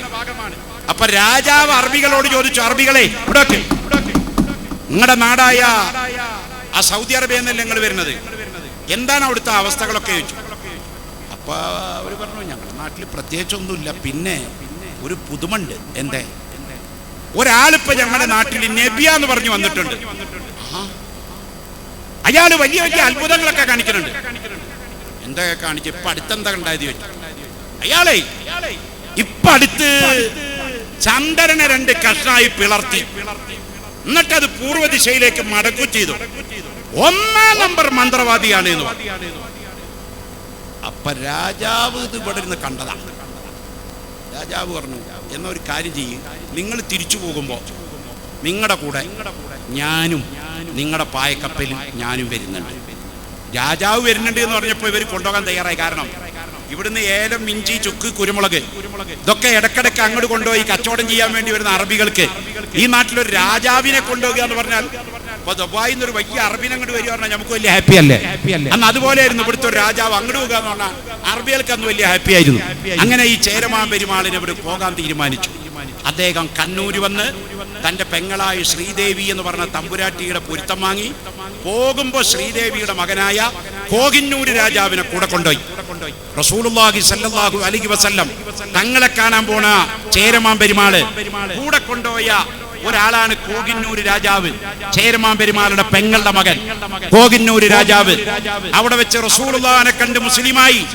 ആ മനുഷ്യന്റെ പേര് സൈഫുദ്ദീൻ മുഹമ്മദ് അലി എന്നായി. ചേരമാൻ പെരുമാളുടെ പേര് താജുദ്ദീൻ റളിയല്ലാഹു അൻഹു എന്നാണ്. ഒമാനിലെ ഷഹർ മഹല്ലയിലാണ് ബഹുമാനപ്പെട്ട ചേരമാൻ പെരുമാൾ ചക്രവർത്തിയുടെ താജുദ്ദീൻ റളിയല്ലാഹു അൻഹുവിന്റെ ഖബറുള്ളത്. ഇന്ത്യയിലേക്ക് മുസ്ലിമായി തിരിച്ചു വരുന്ന വഴിയിൽ ഒമാനിൽ വെച്ച് രോഗം ബാധിച്ച് ഷഹർ മഹല്ലയിൽ രാജാവ് അവിടെ വെച്ച് മരിച്ചു. അദ്ദേഹത്തെ അവിടെ ഖബറടക്കം ചെയ്തു. ഒമാനിലാണ്, സലാലക്കടുത്ത സ്ഥലത്താണ്, ഷഹർ മഹല്ലയിലാണ് ചേരമാൻ പെരുമാൾ താജുദ്ദീൻ റളിയല്ലാഹു അൻഹുവിന്റെ ഖബറുള്ളത്. അത് പറയുകയാണെങ്കിൽ കുറെ പറയാനുണ്ട്, ഞാനിപ്പോ അങ്ങോട്ട് പോകുന്നില്ല. ആധുനിക യുഗത്തിൽ ഇസ്ലാമിന്റെ പ്രസക്തിയിൽ ഇതൊക്കെ പൊടുട്ടോ മോനെ, ഇതും ഇസ്ലാമിന്റെ പ്രസക്തിയാണ് ഞാൻ പറഞ്ഞു വരുന്നത്. ആ ചേരമാൻ പെരുമാള് ചന്ദ്രനെ കണ്ട് പിളർന്നപ്പോൾ കണ്ടിട്ടാണ് മക്കത്ത് പോയത്. റസൂലുള്ളാഹി സ്വല്ലല്ലാഹു അലൈഹി വസല്ലം തങ്ങളെ കണ്ടിട്ട് പറഞ്ഞു, ഞാൻ അവിടുത്തെ കൊണ്ട് മുസ്ലിമാകാമെന്ന ചേരമാൻ പെരുമാളാണ്.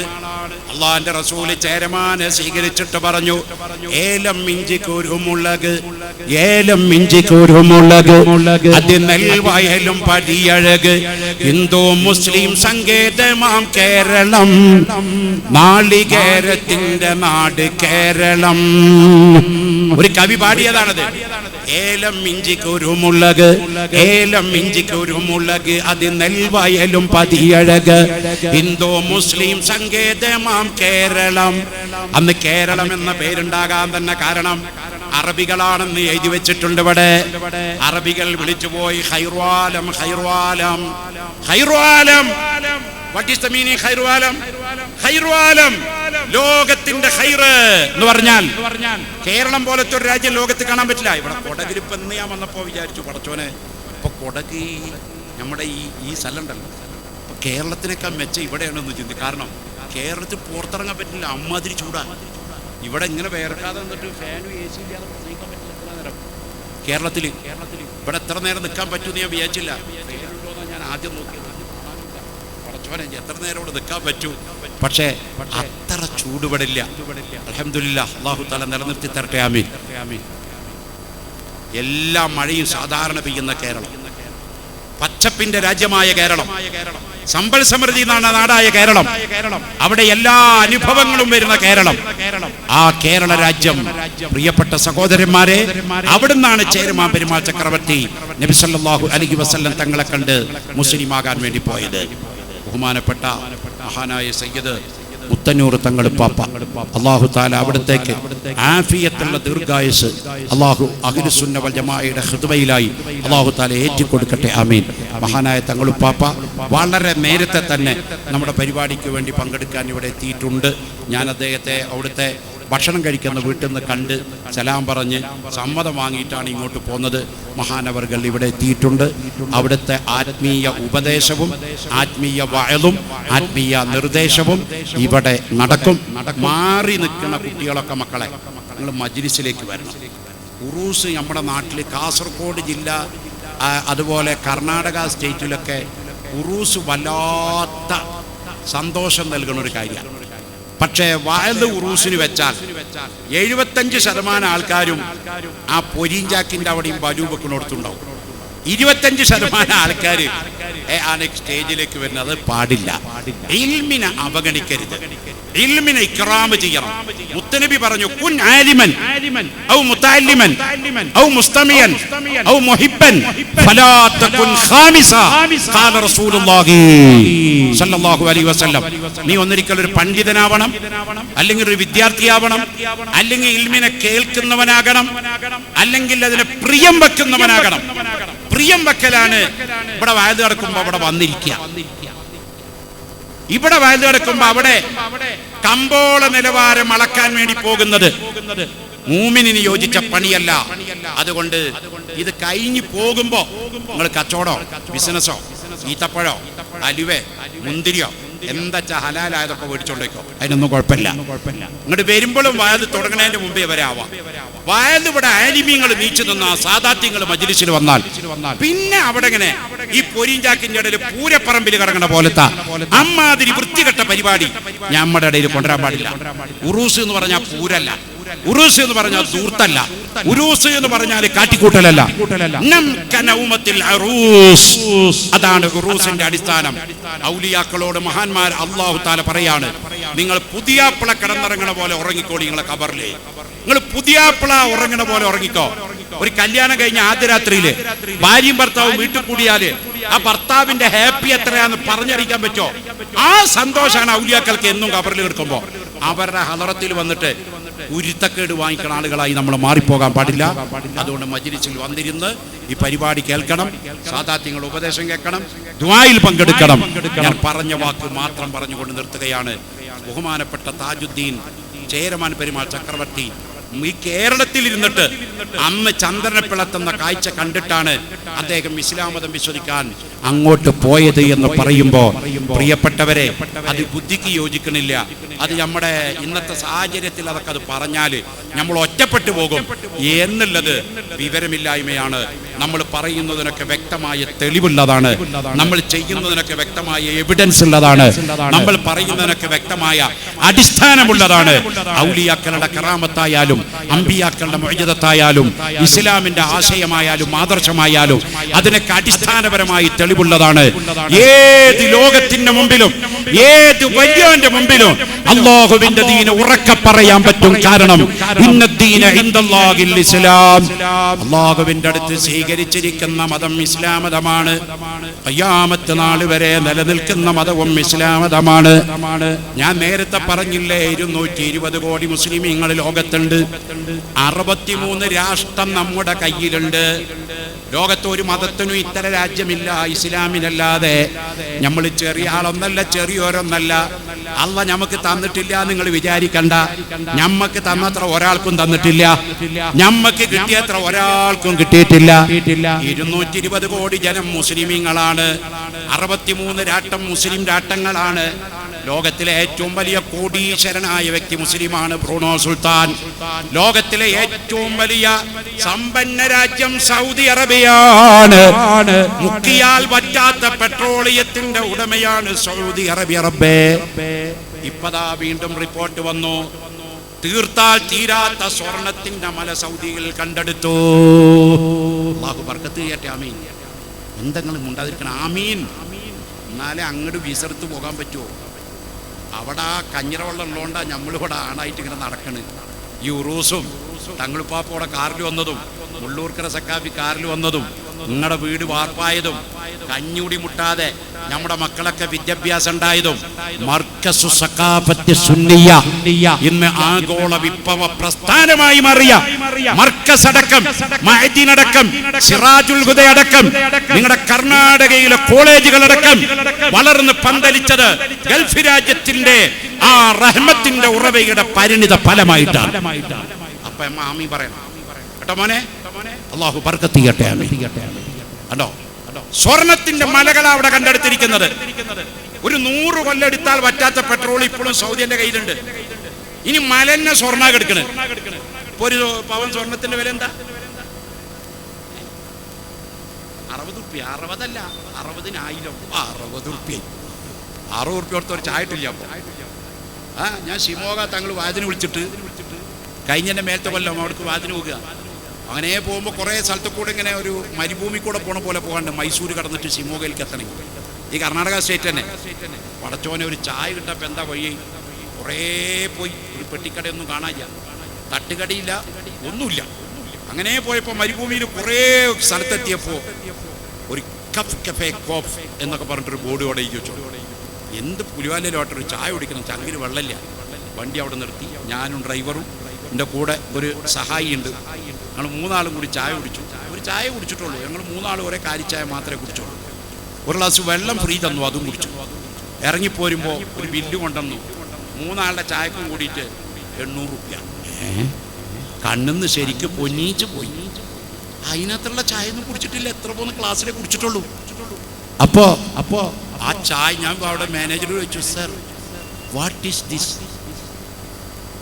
800 റുപ്പീസ്. ഞങ്ങൾ 3 ആളുടെ ചായക്കോ 10 റുപ്യാണ് നാട്ടിലെ വില, 15 നാട്ടുകാരുടെ ഇടയിലെ വില. ഒട്ട് 50 റുപ്യ ആയാൽ ഒരു കാമിലായ വിലയായി. ഇതൊരു കടന്ന കയ്യായാലും അവർ പറഞ്ഞു, സാർ ഇവിടുത്തെ ഫെസിലിറ്റി അങ്ങനെ, ഇത് ഇന്റർനാഷണൽ കഫേ, ഇത് ഇന്റർനാഷണൽ റേറ്റിലാണ് ഇവിടെ ചായ വെക്കുന്നത്. അങ്ങനെയാണ്. നെടുമ്പാശ്ശേരി എയർപോർട്ടിൽ പോയിട്ട് അതിൻ്റെ മുകളിൽ നിന്നൊരു ചായ കുടിച്ചാൽ കൊച്ചിയിലോ കോഴിക്കോടോ കണ്ണൂരൊക്കെ എയർപോർട്ടിൻ്റെ മുകളിൽ പോയി ചായ കുടിച്ചാൽ 150 റുപ്യ. കാരണം അത് ഇന്റർനാഷണൽ റേറ്റാണ്. വിമാനത്തിൻ്റെ ഉള്ളിലോ ചായ കുടിച്ചാൽ ചിലപ്പോൾ 500 റുപ്യ കൊടുക്കേണ്ടി വരും, പൈസ ഇട്ട് കൊടുക്കുകയാണെങ്കിൽ. അത് ഇന്റർനാഷണൽ റേറ്റാണ്. അപ്പോഴാണ് കാര്യം മനസ്സിലായത്. എന്ന പോലെ ഇപ്പോൾ 60 അല്ല, 60,000-ലേക്ക് എത്തുകയാണ് ഒരു പവൻ സ്വർണത്തിൻ്റെ വില. അത് കൂടുന്നതിൽ നമ്മൾ ബേജാറൊന്നും ആവണ്ട. സ്വർണത്തിന് വില അങ്ങനെ കൂടിക്കോട്ടെ. നമ്മൾ 101 പവനും 501 പവനും തലയിലും മുണ്ടും കൗത്തിലും മൂക്കിലും കയ്യിലും തൊള്ളയിലും കുത്തി കയറ്റിയിട്ട് കൊടുക്കണ്ടാന്ന്. സ്വർണം കൊണ്ടല്ലോ പുതിയാപ്പിളെ പുതിയ മൂടേണ്ടത്, മഹബത്ത് കൊണ്ടല്ലേ മൂടേണ്ടത്. നബി സല്ലല്ലാഹു അലൈഹി വസല്ലം തങ്ങൾ പറഞ്ഞു, നീ പെണ്ണ് കെട്ടാൻ വേണ്ടി ആലോചിക്കുന്നുണ്ടെങ്കിൽ തുൻകഹുൽ മർഅത്തു ലിഅർബഇ ഖിസാൽ ലിമാലിഹാ വലിജമാലിഹാ വലിഹസബിഹാ വലിദീനിഹാ ഫദ്ഫർ ബിദാത്തിദ്ദീൻ. മുതലും സൗന്ദര്യവും ഒക്കെ നോക്കിക്കോ, കുഴപ്പമൊന്നുമില്ല. പക്ഷേ പരിഗണിക്കേണ്ടത് ദീനാവണം. ദീനുള്ള പെണ്ണിനെ തെരഞ്ഞെടുത്തോ എന്ന് നബി മുഹമ്മദ് മുസ്തഫ. അതിന് പ്രയോറിറ്റി കൊടുക്കാൻ നമ്മൾ തയ്യാറാവണം. അപ്പൊ പിന്നെ സ്വർണത്തിന് 60,000 ആണോ 6 കോടിയാണോ നമ്മൾക്ക് ആർക്കും പേടിക്കേണ്ടതില്ല. അങ്ങനെ ആവണം നമ്മൾ പരിഗണിക്കേണ്ടത് എന്ന് ഞാൻ സുദീർഘമായി തങ്ങളെ എത്തിയിട്ട് പറയാൻ ആഗ്രഹിക്കുന്നില്ല. അതുകൊണ്ട് ഇസ്ലാം ഖിയാമത്ത് നാൾ വരെ നിലനിൽക്കുന്ന മതമാണ്. അതിൻ്റെ ആശയത്തിന് യാതൊരു വൈഭവവും വരില്ല. ഞാൻ പറയണത് ലോകത്തിലെ ഏറ്റവും വലിയ സാമ്പത്തിക രാജ്യമായി സൗദി അറേബ്യ നിൽക്കുമ്പോൾ, ലോകത്തിലെ ഏറ്റവും അധികം ഗ്യാസുള്ള രാജ്യമായി ഖത്തർ നിൽക്കുമ്പോൾ, ലോകത്തിലെ ഏറ്റവും വലിയ കോടീശ്വരനായി ബ്രൂണോ സുൽത്താൻ നിൽക്കുമ്പോൾ, ലോകത്തിലെ ഏറ്റവും വലിയ മതമായി ഇസ്ലാം മതം നിൽക്കുമ്പോൾ, അള്ളാഹ് നമുക്കൊക്കെ തന്നിട്ടുണ്ട്. സമ്പത്ത് നമ്മുടെ കയ്യിലാണ്, ആള് നമ്മുടെ കയ്യിലാണ്, രാജ്യങ്ങള് നമ്മുടെ കയ്യിലാണ്, എല്ലാം തന്നിട്ടുണ്ട്. എന്നിട്ട് അള്ളാഹ് നമ്മളോടൊരു വാക്കും പറഞ്ഞിട്ടുണ്ട്, നിങ്ങൾ വേദനിക്കണ്ട, വിഷമിക്കണ്ട. ലോകത്തിലെ ഏറ്റവും ഉന്നതന്മാർ നിങ്ങളാണ്.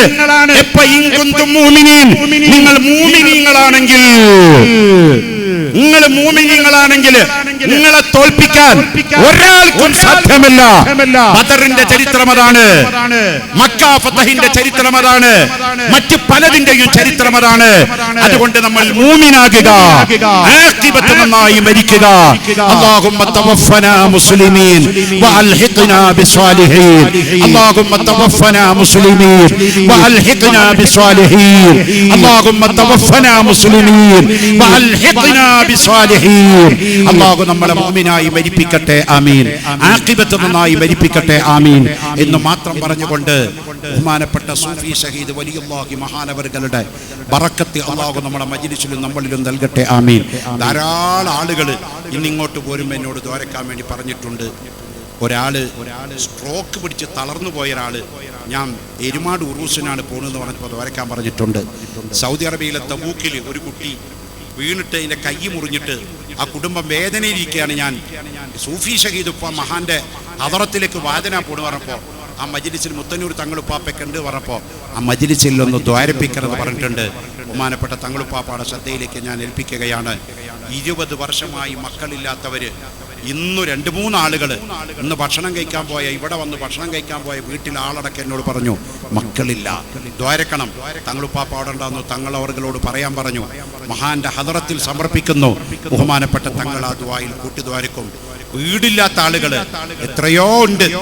എൻ്റെ ഇന്നത്തെ വാതില്, ഞാൻ ഇന്നലെ താമസിച്ചത് മലപ്പുറം ജില്ലയിലെ വളാഞ്ചേരിക്കടുത്ത ആദവനാടാണ്. ആദവനാട് ജമാഅത്ത് പ്രസിഡന്റ് ഈ വാദിന്റെ മജ്ലിസിൽ ഇവിടെ പങ്കെടുത്തിട്ടുണ്ട്. ആദവനാട് മഹല്ല് ജമാഅത്തിന്റെ പ്രസിഡന്റ് ഈ വാദിന്റെ മജ്ലിസിലുണ്ട്. ആദവനാട് എന്നുള്ള മുജീബ് എന്ന് പറയുന്ന എൻ്റെ സുഹൃത്ത് ഈ വാദിന്റെ മജ്ലിസിലുണ്ട്. എത്രയോ വർഷമായി അദ്ദേഹത്തിന്റെ വീട് പണി നടക്കുകയാണ്. അത് പൂർത്തീകരിക്കാതെ വിഷമിച്ചു കൊണ്ടിരിക്കുകയാണ്. അത് പൂർണ്ണമാകാൻ വേണ്ടി ആ മുജീബ് ദുആ കൊണ്ട് വസിയത്ത് ചെയ്തിട്ടുണ്ട്. അതുപോലെ UAE ജയിലിൽ കിടക്കുന്ന ഒരു സഹോദരൻ മോചനത്തിന് വേണ്ടി വിഷമിച്ചു നിൽക്കുകയാണ്. ആ കുടുംബം കണ്ണീരിലാണ്. ദ്വാരക്കാൻ വേണ്ടി ഏൽപ്പിച്ചിട്ടുണ്ട്. എല്ലാം ബഹുമാനപ്പെട്ട തങ്ങളവറുകളെ ഏൽപ്പിച്ചുകൊണ്ട് പാപിയായി എനിക്കും നിങ്ങൾക്കും നമുക്കൊക്കെ മഹാനായ സയ്യിദവറുകളുടെ ഉപദേശത്തിലും ദ്വായിലും ഒരു ഇടം കിട്ടുമെന്ന് അവിടത്തോട് അഭ്യർത്ഥിച്ചുകൊണ്ട് നിങ്ങളെല്ലാവരും ഹബീബ് സല്ലല്ലാഹു അലൈഹി വസല്ലം തങ്ങളുടെ സ്വലാത്ത് ദായിമാക്കുന്നവരാകണം എന്ന് എല്ലാ മജ്ലിസിലും ഞാൻ പറയുന്ന പോലെ പറയുന്നു. പ്രത്യേകിച്ച് സലാത്തു താജ് ഞാനിവിടെ വായതിൻ്റെ തുടക്കത്തിൽ തന്നെ അത് ചൊല്ലിയിട്ടാണ് ദ്വാരന്നിരിക്കുന്നത്. അത് നിങ്ങൾ ദായിമാക്കണം. കഴിഞ്ഞ 38 കൊല്ലമായി എൻ്റെ തബറുക്കിൻ്റെ ഷെയ്ഖ് ഹിബത്തുല്ലാഹിൽ ബുഖാരി തങ്ങൾ, കണ്ണിയത്ത് ഉസ്താദിൻ്റെ ഷെയ്ഖ്, ശംസുൽ ഉലമയുടെ ഷെയ്ഖ്, താജുൽ ഉലമയുടെ ഷെയ്ഖ്, നൂറുൽ ഉലമയുടെ ഷെയ്ഖ്, സുൽത്താനുൽ ഉലമയുടെ ഷെയ്ഖ് ആണ് ബഹുമാനപ്പെട്ട ഹിബത്തുല്ലാഹിൽ ബുഖാരി തങ്ങൾ. ദറജ അല്ലാഹു ഉയർത്തി കൊടുക്കട്ടെ, ആമീൻ. ആ മഹാനിന് ഇജാദത്തോടെ ചൊല്ലിവരുന്ന മുത്തുനബി സല്ലല്ലാഹു അലൈഹി വസല്ലം തങ്ങളെ മനാമിലെത്തിക്കാൻ സാധ്യതയുള്ള സലാത്താണ് സലാത്തു താജ്. വലിയ മഹത്വമുള്ള സലാത്താണ്. അത് കഴിയാവുന്ന ആളുകളൊക്കെ, ആണുങ്ങളും പെണ്ണുങ്ങളും ദായിമായി ചെല്ലണം എന്ന് വസിയത്ത് പറഞ്ഞുകൊണ്ട് വആഖിറു ദഅ്വാനാ അൽഹംദുലില്ലാഹി റബ്ബിൽ ആലമീൻ. അസ്സലാമു അലൈക്കും വറഹ്മത്തുള്ളാഹി തആല വബറകാതുഹു.